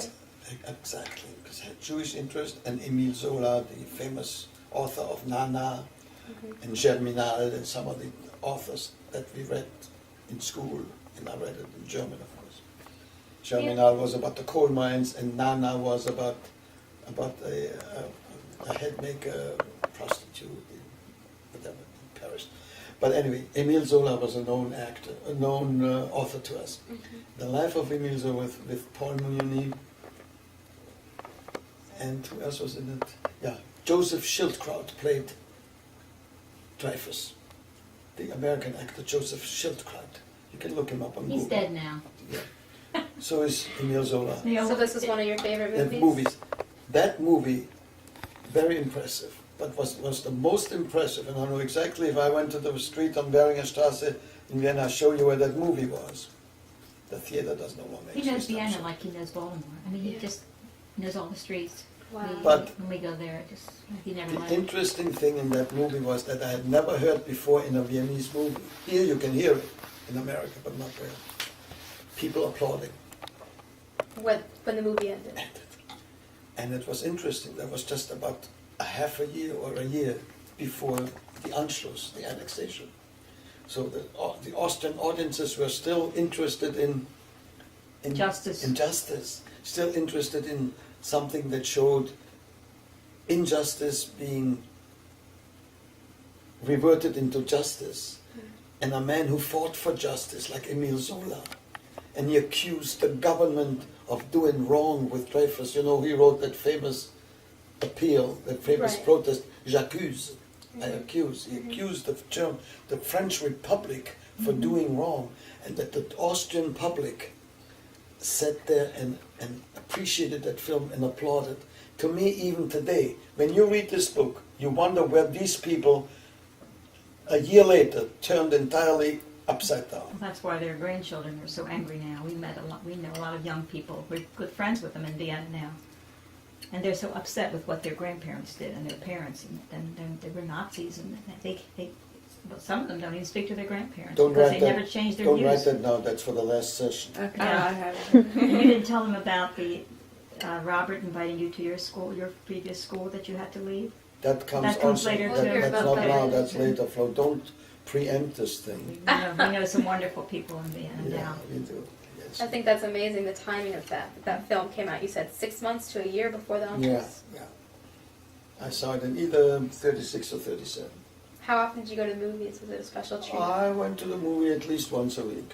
Wow. I liked American cowboy films. Did you go by yourself, or your friends, your family? Aunt Minna, she took And you. my aunt took me He couldn't around. afford it. His aunt took him. Your aunt took you. My aunt Minna I took knew me Aunt Minna. around. You and your friends didn't go? Baxter Ward, there was another cowboy, Warner Baxter something, and all these cowboy movies I saw. Yes. Especially Tom Mix. Look up Tom Mix on Google. I will. The Wonder Horse, Tony, a white horse. Maybe you really wanted to be a cowboy now. Yeah, it sounds like as a kid you really liked Well, that's why I cowboys. came to America. Yeah. Yeah. How did you know about all that stuff? Like, you think about like being in the West of the U.S., like riding a horse, and it seems so foreign to what your life I was. saw it and it impressed me, and I always rooted for the guy with the white hat, you know. And I knew the one with the black hat was the villain. Mhm. And that's what came out in those movies, you know. Sometime we sat through for the next session so I can see it again. Aunt Minna You'd sit and watch the movie twice? Yeah. You have to pay extra for that? No. You just get to stay? Just stayed there. Nobody chased it.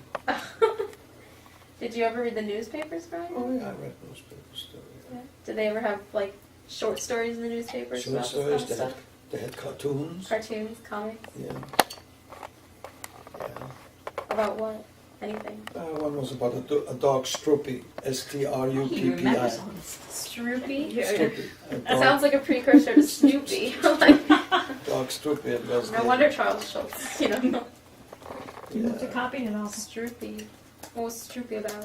And then there was a comic character. It was called Adabai. A-D-A-B-E-I. Adabai means almost like busybody.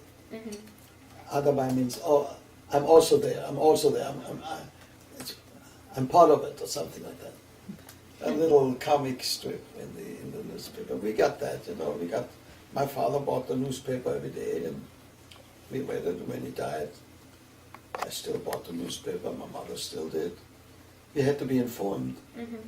and that's. So you didn't just read the comics, you read the articles. No, there were no comics like here. There was not a page of comics. No, It just was a just couple. one or two strips and one near the puzzle.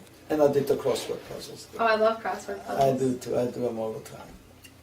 So back then you did crossword puzzles too? Oh yeah, in German, and now I do them in English. I did them in France too. Did one in prison too. I did some in prison in France to pass my It's time. in his book. I made Have my, you seen his book? I made No. my own. I made my own.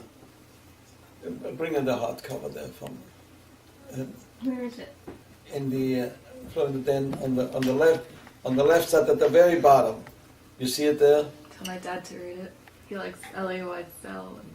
What? My dad likes Elie Wiesel and all. Night. Yeah. Rizal and I are very good friends. Oh, really? Yeah, met him several times. In fact, I quote him often. Really? I wrote to him recently. I said, Ellie, you don't mind if you want to add something to that? Tell me. You see it, Flo? Bottom page, bottom shelf, very left. To it, bottom shelf. I asked him, I was looking on the Ellie, bottom, are you? there was a bunch of stuff on the floor. I told him that I wrote to Elie Wiesel, because he has a quote when they ask him about faith. Professor Wiesel, your faith. And I said, I get often that same question, Elie, do you mind that I quote you? Because I attribute it to you naturally. I would always say my friend Elie Wiesel says that. And I can only repeat what he says. And I think it's a very, very significant, very succinct quote. I still have faith, but my faith is wounded. You can't say it better than that. And you feel the same way? I feel the same. See, this is what I did in jail to pass my time. Oh my goodness. Make, like, advertising.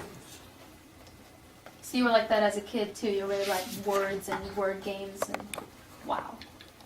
I was 9 months in jail in France, you know, doing what that comes. That comes to the next interview. But Yeah. being that you mentioned crosswords, I did today's both crosswords. And Yeah. I like. So you probably did really well in like in well, you didn't take English, but well, German class. You're probably a good but I writer. was also, I had good marks in English and in French. Were you a good student in overall? school. The sciences not so much, but languages, yes. Languages, I did all right in geography, history, chemistry and physics not so well, but languages and... But you got to drop those when you got to 10th grade, right? Oh yeah. That's what's nice about the German school system. See, this is what I did. I did these things. It's all in French too. It's all in French. So you were pretty fluent in French by the time I speak that you French. left and went to Luxembourg. Well, I had a rudimentary knowledge. It's like when you go out of school here and you have 2 years or 3 years of Well, French. yeah, but they're much better in other But you countries have at to, teaching you have to languages. leave. You have to live in the country and hear it every day. But I had a facility with languages that came naturally to me. But this Is that your favorite subject What? in school? French? It's languages. generally. Languages in general was your Also favorite? music. We had musical instruction. In school? In school we had to, we had. What did you learn? Well, we had to learn how to compose little ditties, what the keys and the flats and sharps, and we had regular music. High schools had music Well, here too. We had they're not required. chorus singing. Yeah, that was required. Really? You sang in the chorus? Yes, What part did you sing? I was an alto, but I also alto? sang. I also sang in synagogue choirs here for 35 years. Really? Was it an all-male choir then? You were an alto? As a boy. As a boy? As Oh! an adult, I'm a Right, because little kids... As an adult, I'm a second tenor. Okay, I forget little boys have really high voices. Yeah. You think you were a good singer? Well, you must be if you still Well, sing I in sang in the choruses. choir. I was in synagogue choirs for over 35 years. I was with Beth DeFilla. I worked at that Almost camp like- this summer. Well, The Beth DeFilla camp. Yeah. I worked there this summer. yeah, did you? Yeah, I liked it. And I sang with Cantor Denberg there, with Cantor Levin. I sang with Beth DeFilla when they were still on Garrison Boulevard, but you don't remember that. You don't even know where it was. But over 30 years, I like choir singing. So this is the it came out, and this is what I did in jail. What are those? Monograms. Oh. Is that because of your mom? You said your mom always used to monogram things. Well, maybe, but I always like to lettering and so. You see, it's systematic. Oh, this is after. This should really be the Well, next session. not if you did this as a kid. Did you doodle when you were a kid? No. What you see here?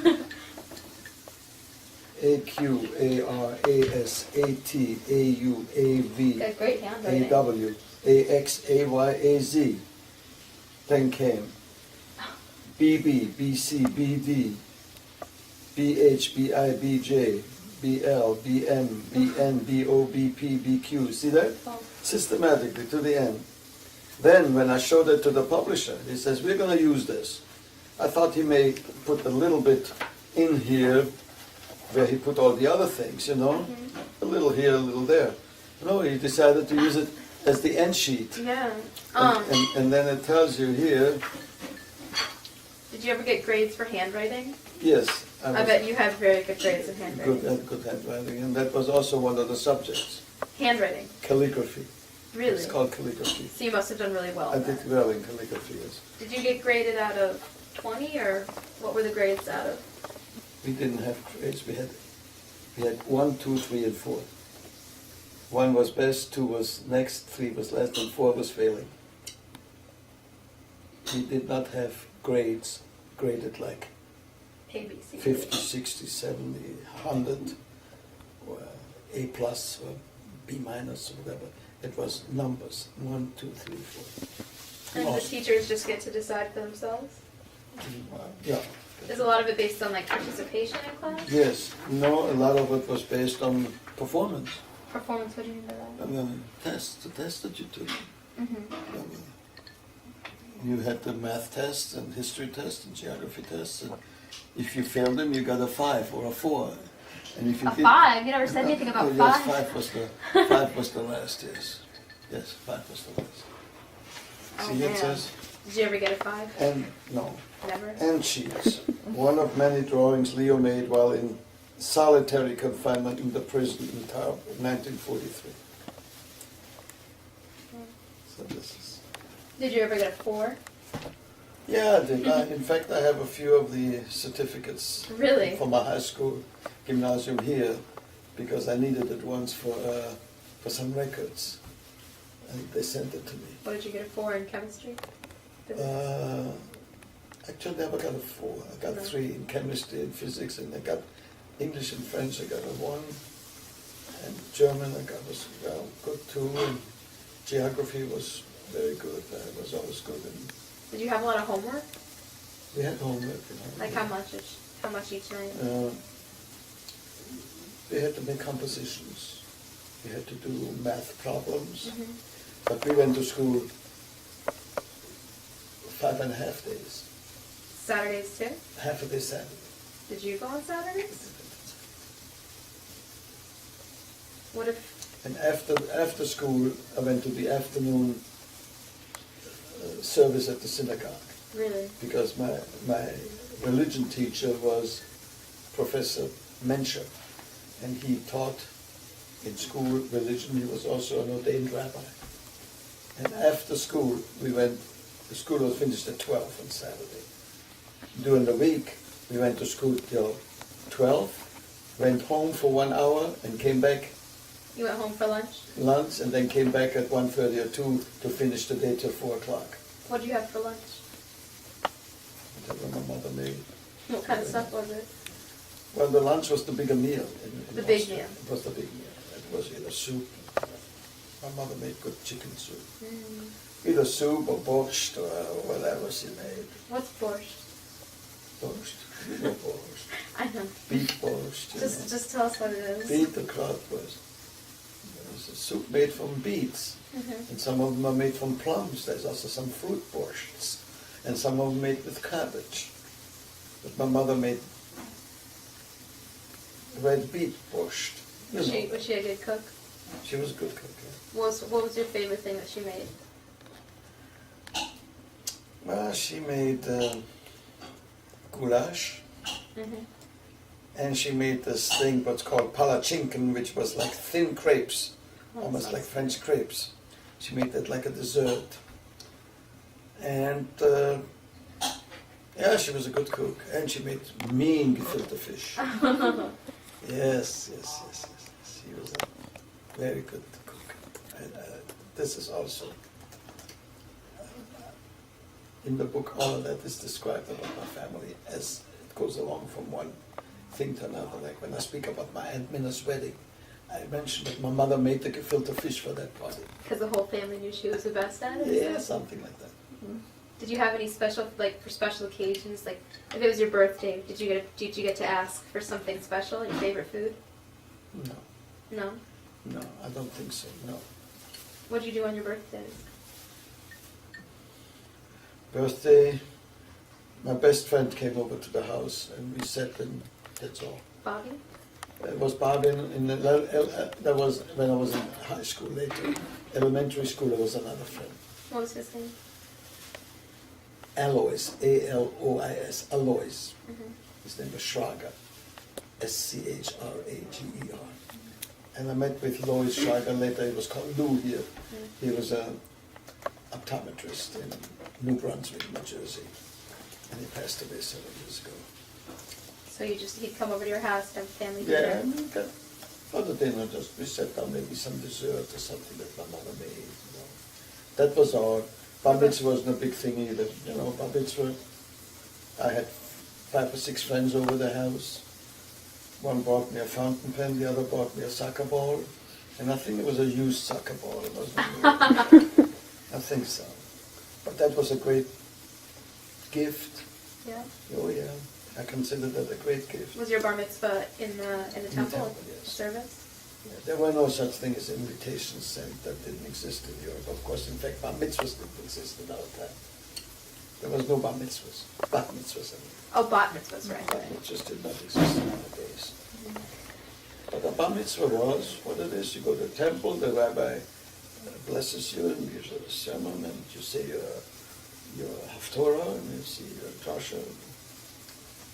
Mine was Vayikra.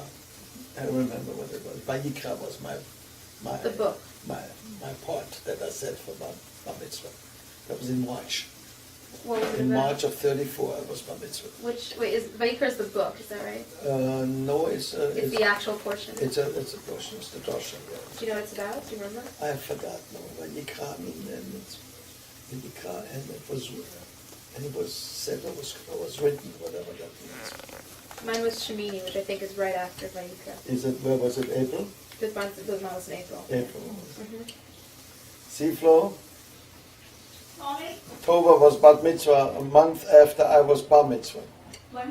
Her bat mitzvah was in April. And her drosha, her parsha, the part that she said, was Shemini, Shemini. which was right after. It's in the same book as yours was. Yeah. You mean from your bar mitzvah? He said his portion was Shemini, Vayikra. Shemini means 8, I think. Shemini was the one that lists the laws of kashrut. Lots of kasha. See, she was bat mitzvah. You still working? Is it still I'm working? still working on it. How much time do we have left? How's it coming on? Good. Yeah? We will- Well, I'll depend on you. Yeah, it's all up to her. I entirely depend on you. I'm in the hands of these 3 young ladies, and they're in charge. Yeah, that's right. Whether you like it or not, you're a movie star. Oh my gosh. Yeah. Sure. Do you guys have any other questions that you could think of that I forgot to ask?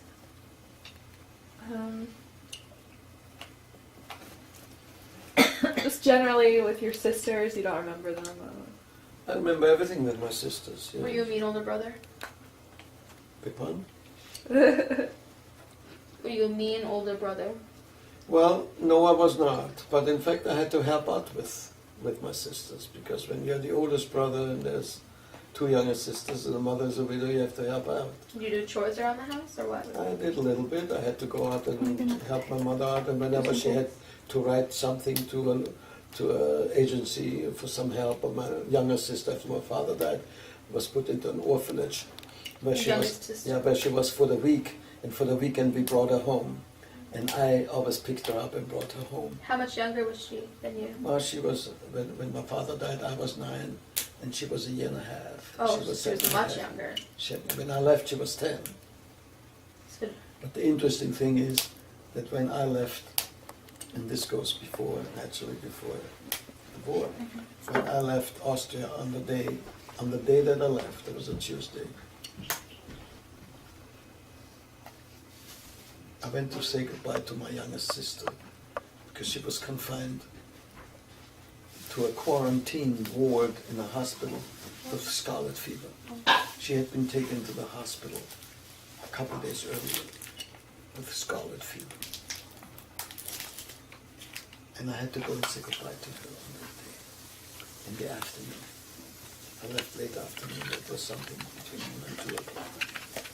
My mother and my other sister, my little sister, went with me. And we were in the courtyard of the hospital, looking up to a window. That's where my youngest sister was, 10 years old.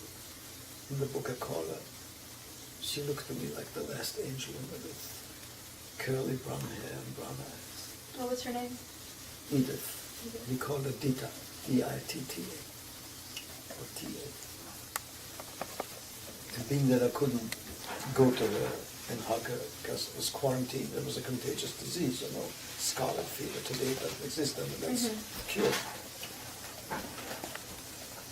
I looked at the window, and she looked down at us, and I motioned to her, I will be leaving. She knew what I was talking about, because this had been discussed in our apartment a few weeks earlier, preparing to leave. That was going on for a couple of months, So she knew what I was talking about. So I motioned to her in some sign language, I will be leaving. She couldn't hear you. She was too far Couldn't away. even adjust. This was a window. There was Up above you. October, mezzanine type window, first floor, second floor, first floor, ground. In Europe, the second floor is called first floor, because in Europe the ground floor is called Right. ground floor. Mhm. Anyway, this is the first floor. But she was on the second floor, mezzanine type window, looking down, and as I motioned to her, she had a blackboard in her hand, the left hand, and in the right hand she held a piece of chalk, 10 years old. And as I say to her, she wrote on the blackboard, good luck, viel Glück, see you soon again. That was our word, our mantra. This was our key word, because this cannot last forever, right? This is, naturally we'll see each other again. But you know what, Tova? That was the last time I saw her. Forget her eyes. Never forget them. The last time I saw her. See you soon again. Who could have thought in 1938 that 4 years later it would be women and children that would be taken away, never to be seen? This cannot last. This is the land of poets and thinkers. This is the land of Germany. This is not a backward society. So when my mother said at the streetcar, when we said goodbye a couple hours later, that streetcar I took to go to the railway station, she said to me, as she turned away, tearful, see you soon again. That was our mantra. And then she added, never forget who you are. These were her last words that I remember. But I call her Eshet Chayim, a woman of valor. She sent me away for me to be in safety. And they were deported in 1942 to a death camp. In April of 1942. I got notified, but that comes later in the last session. I got notified by the Jewish Community Center in agency in Baltimore. in 1962. And that I will tell you later in the next session, because this deals after the last session, after the war. But they were deported. That was the last time I saw them. And what about your other sister? Both of them were deported. Do you remember what she said to you? Did she come with Henny you to the didn't. car? Henny didn't say No. much. She didn't say much. I know that she cried, but she didn't say much. The middle sister, she was not as emotional, perhaps, whatever. But she didn't say anything. If she did, I do not remember. But I remember what my Who wants? It's right there. No, You don't want to miss mutate. anything. Oh, we called her Henny, Henny. The little one was Edith, so we called her Dita. And my mother's name was Dora.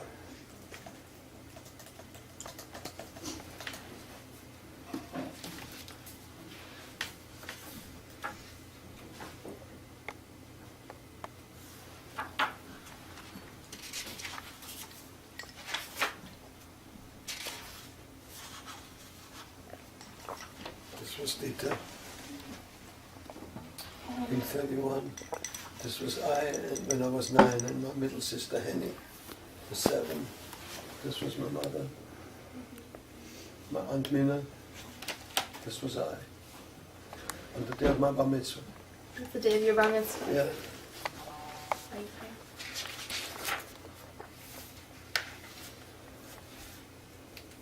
This was my mother. And this was my father.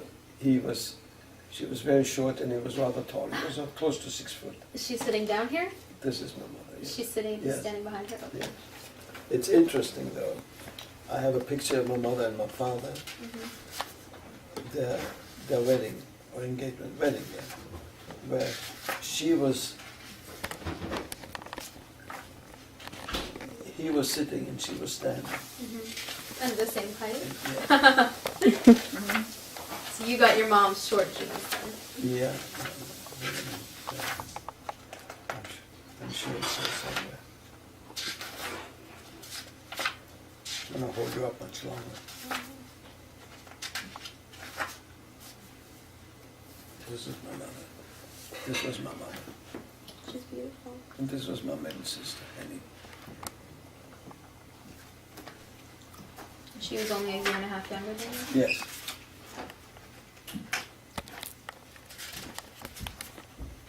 Wait a minute.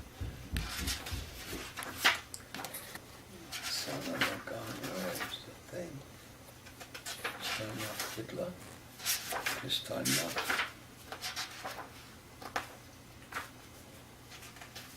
I missed it in front.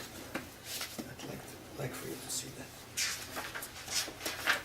I'd love to hear about the rest of that last day too. I think that'd be a perfect way to end the day that you left home. Well, I went to the railroad station and made my way to Luxembourg. Yeah, wedding picture. My mother was standing and my father was sitting.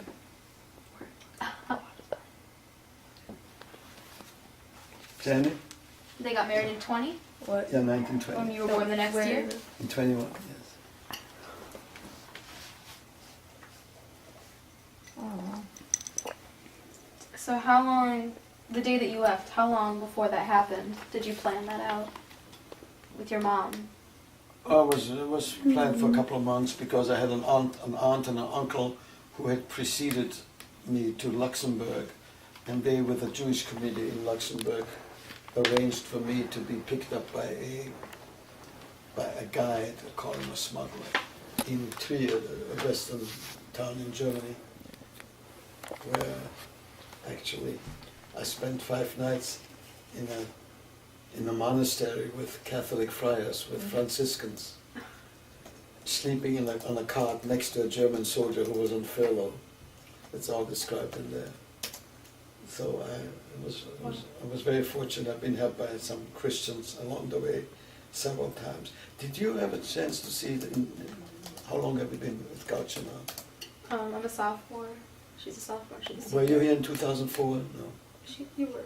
No. Remember there was this DVD, the documentary that was shown here on WBAL, Survivors Among Us. We know you were in that. Uta has that. Yeah, she's. And Survivors Among Us tells all about that Christians helped me, including a nun in France, and that'll come later, who told me that as long as I'm here, you have nothing to fear. Sister Jeanne d'Arc. And I was helped by a Christian along the way, by some priests who sheltered me after my escapes. You know, I had several escapes. One was from a train that went to Auschwitz in 42. And so it's an interesting story. And in fact, last couple of weeks ago, I got an invitation, a tentative invitation.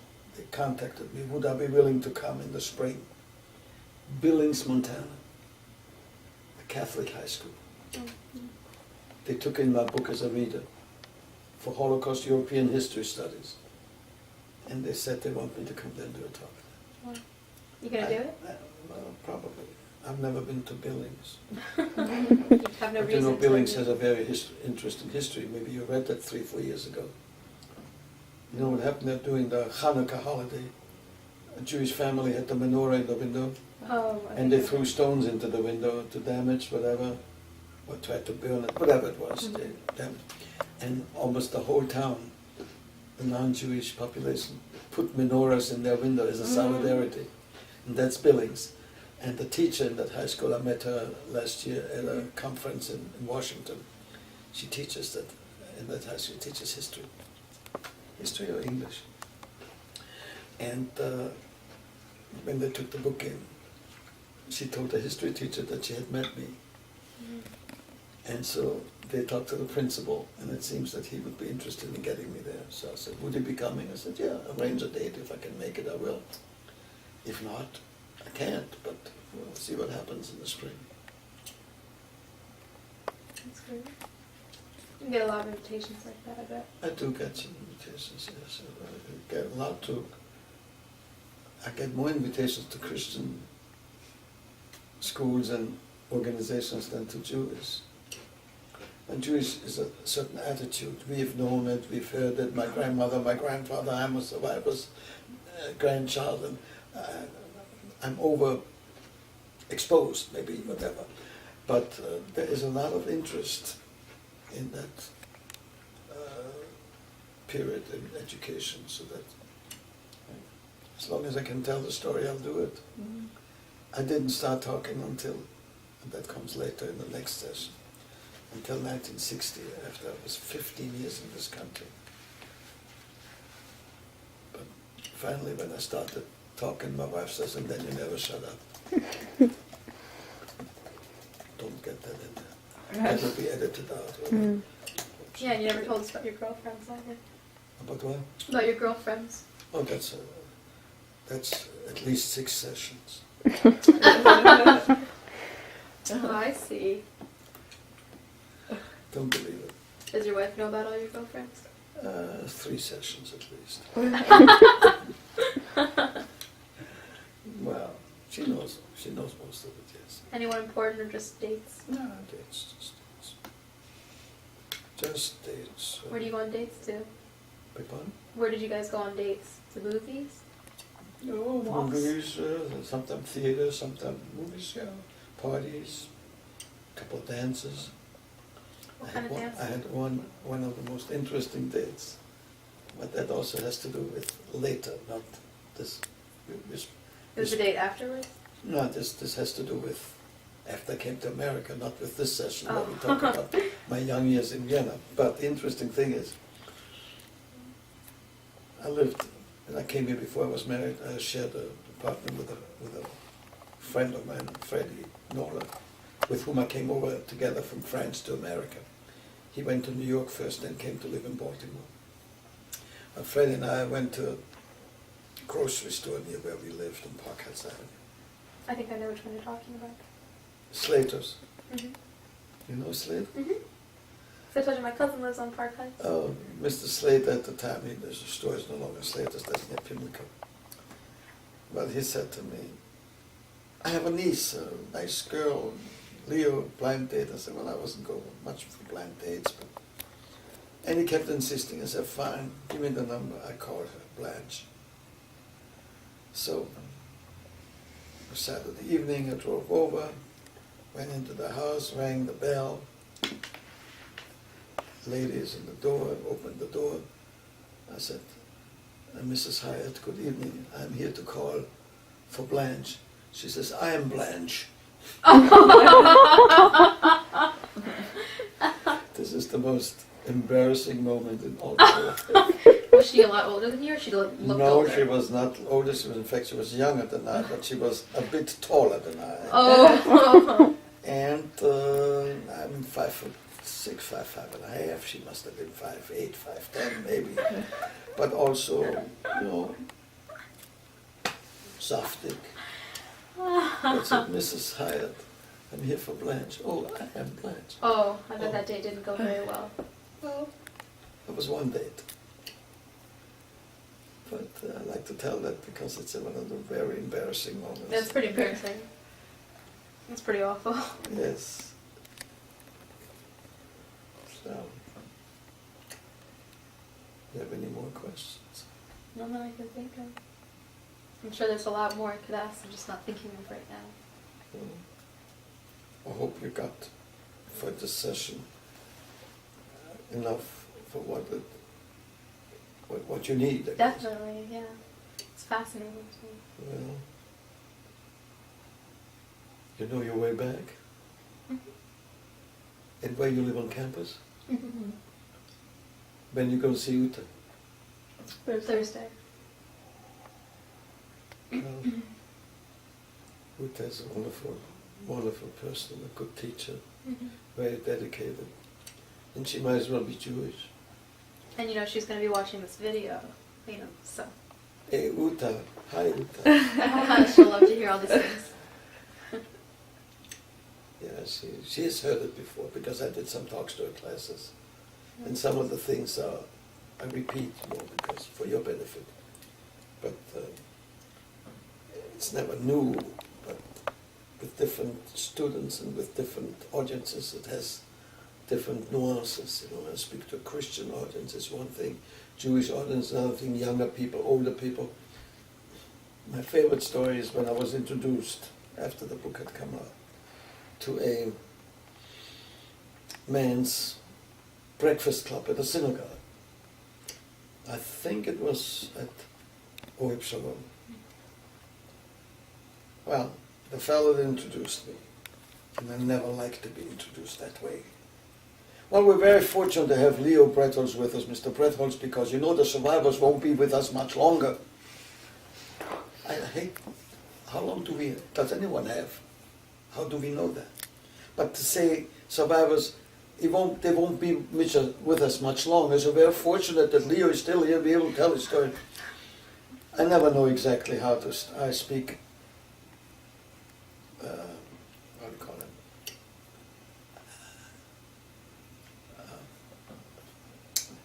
How do you call it? Off the cuff. Mm-hmm. As it should be. Uh, As it should be. It should be. And I judge the audience, see who they are, elderly, younger people, Christian, Jews, mixed, whatever, male, female. This time I knew just how to start. You call that speaking extemporaneously, Mm-hmm. right? Ladies and gentlemen, there were some women there too, they brought their wives. Good morning, it's a pleasure to be here, but the way Stanley introduced me, I better talk fast. And I had to get back at him because I didn't like them. Whenever Flo, she often comes with me, sits there and I see her, she cringes. Why would he have to say that? Yeah, what a thing to say. It's very It's unnecessary. an awful thing to say. They won't be with us much longer. Well, he meant to say, yes, survivors won't be here forever, therefore it's good to hear about it. But why make a special point of it, you know? Yeah, there are other 86-year-olds out there. It's sure, and how do they feel? This is exactly right.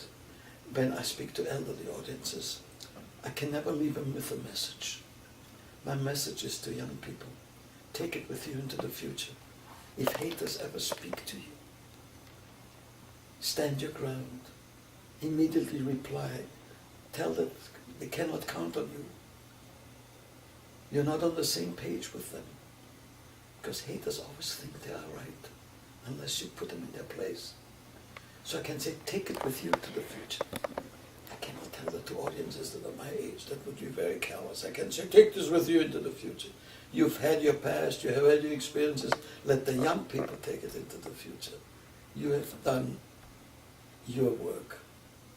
And that's the purpose of all of this, naturally, to instruct younger people, students. In fact, when this will be shown and acted out in November, I think I have the date already, on a Friday in November, it'll be at the Onyx Shabbat. I think I'll ask Uta if I'm allowed to bring my daughter and my 2 granddaughters. Of course you're allowed to. One of my granddaughters is in that DVD in the Survivors Among Us. She was interviewed among that, and she said, eventually I'll be speaking for my grandfather. Andrea. I have 4 grandchildren. We have 4 grandchildren. We have a son and 2 daughters. My son is not married and my daughters are married. One has 2 boys and one has 2 girls. My son is an interesting story. I can't wait to hear all about it. He's now, was born in 55, so he's now 52. Never married.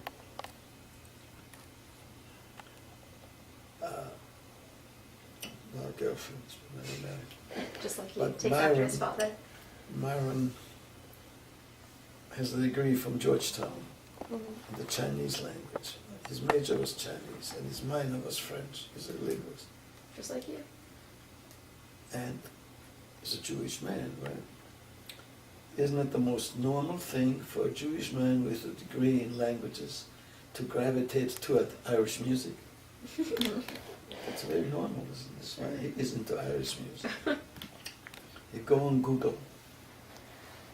Go on Google. And type in Myron, M-Y-R-N, Bretholz. You see what it is when I show you some picture. I think he sent it to us by email the other day. No, 4 people got an email.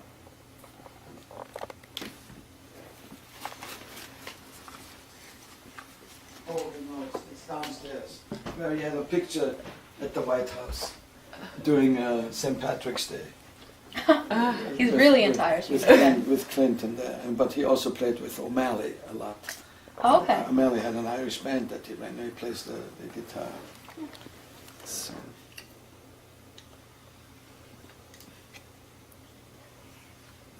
Our cousins One from for Israel sent us. Every city in Israel. Yeah, our cousins from Israel sent us this. They always sent us something for Rosh Hashanah. I was in Israel this summer. It's amazing.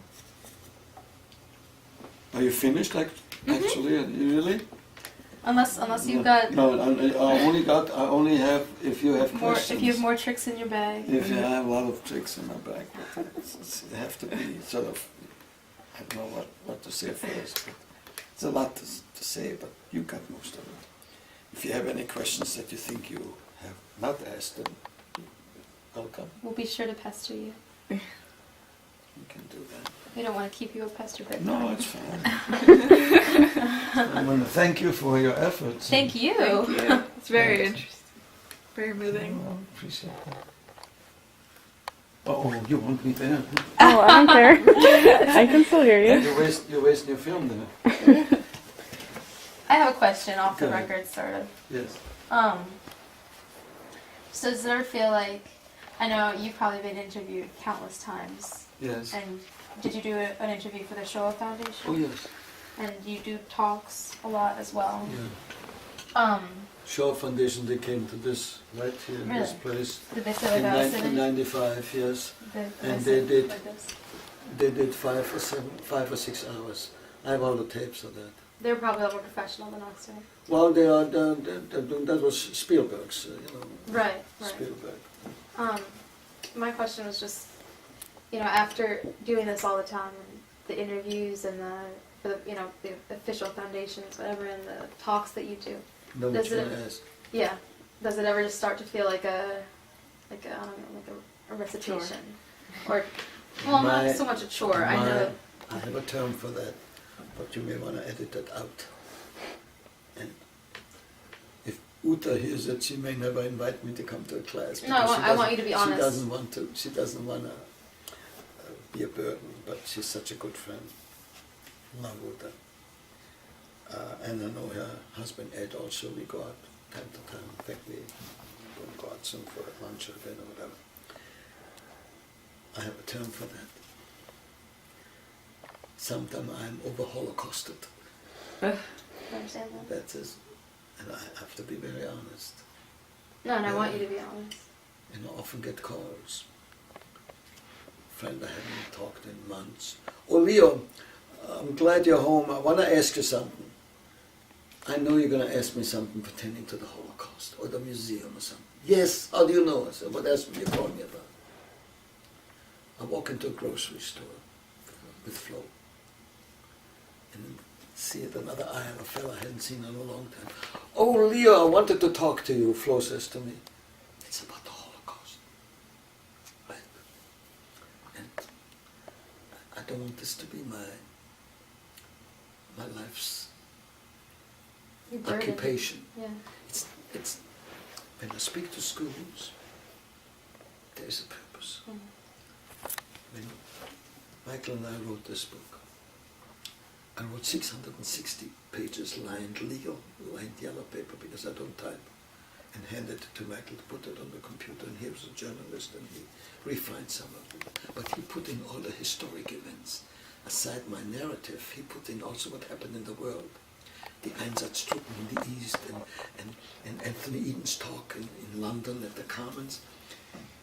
He put it into historic context. This is why the library journal said, when they gave it a 4-point critique, four-star critique, essential for European history / Holocaust studies, because it has historic, not just family and my escapades, my various adventures. But this has value to you. It has history. But when we spoke to the editor of Woodhome House publisher, they're no longer in existence, Woodhome House. It's now in paperback by Doubleday Random House. He asked me, Craig Wilhelm says, Leo, not to go to lunch with Michael. What do you expect from that book? I said, if this could become a teaching tool, a vehicle for information, that would satisfy me. And it has. He says, Leo at the time, says, if you would have told me that you want to make money, want to become rich with that book, I would not have taken it. But I like your answer. And that we had already written the introduction, the forward introduction in 2 chapters. He says, I give you, this was February 1998. In February he said to me, Leo, you have enough time to finish this. I'll give you enough time. I want this by November. But that wasn't enough time, but we did it. He said, and he kept repeating, if you had told me, that convinced me I want to do it. Because you had a purpose, meaning it should go as an educational tool to students. And Uta has invited me and so many other teachers to do that. And it's not just me. There are many people who, one of the fellows whom she knows also, Morris Baker just passed away last month. Some of us do pass away. And Emmy Mogolinsky, she was a child in the Kindertransport. She speaks a lot. Emmy does. I think she had Emmy also. She had Inge Weinberger, and Inge Weinberger will do an interview with another group. Or was it you? This. Will you do Inge? No, we are only interviewing you, You know, because but another group in our Inge class. has been informed by another group. Steve Salzberg had told me that he'll get in touch with Inge. So there are a few of us. And in that DVD, Survivors Among Us, you see the interview with several people. I'm one of them. And there's also the visit with Sister Jeanne d'Arc, when we visited her in 2004. She passed away last year. She would have been 95. Great lady. Wonderful person. Wonderful human being. I write about her here as I remembered her. And there's also a little bit of soap opera in there that I will not tell. Don't. When you get the book, don't jump ahead. I think your school has it. We do have She it in has the it. library, yeah. Yes. Don't jump ahead. There's a little soap opera at the end that will be part of the events after the war. Mm-hmm.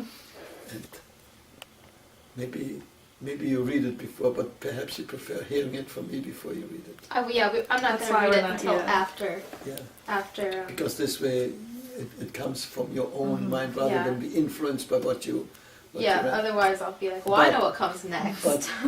But when you read it then you will know. I'll read it afterwards and I'll know a talk lot about more. it. I'll say, I remember when you said that. See, this is Michael Birnbaum. He was with the Shoah Foundation. He now teaches. He's a professor, Michael Birnbaum. That's you. Yeah. Good looking guy. You know who else endorsed it? This is when I was 20. I was 23 here.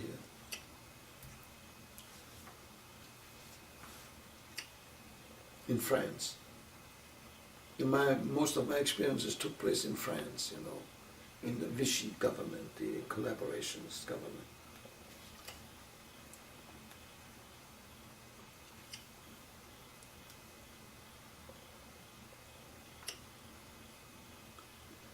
So where did you all finish your school? In your hometowns, right? You in New Jersey, Providence. Providence, and California. Yep. I wish we'd had a book like that to read. Hmm? I wish that we had had a book like that to read for a European For history someone, class or something. That would have been wow. You see, the atrocities are not taking place. It's only that my mother and sisters were deported, but the kids like the adventurous side of it, and it's. I want to open it, but I don't Yeah. want to start reading Well, it. I'm gonna have to stop Show myself you from reading it something. until Show we've done you all the some- interviews. Show you some pictures. Yeah. I can't wait to hear the rest of it.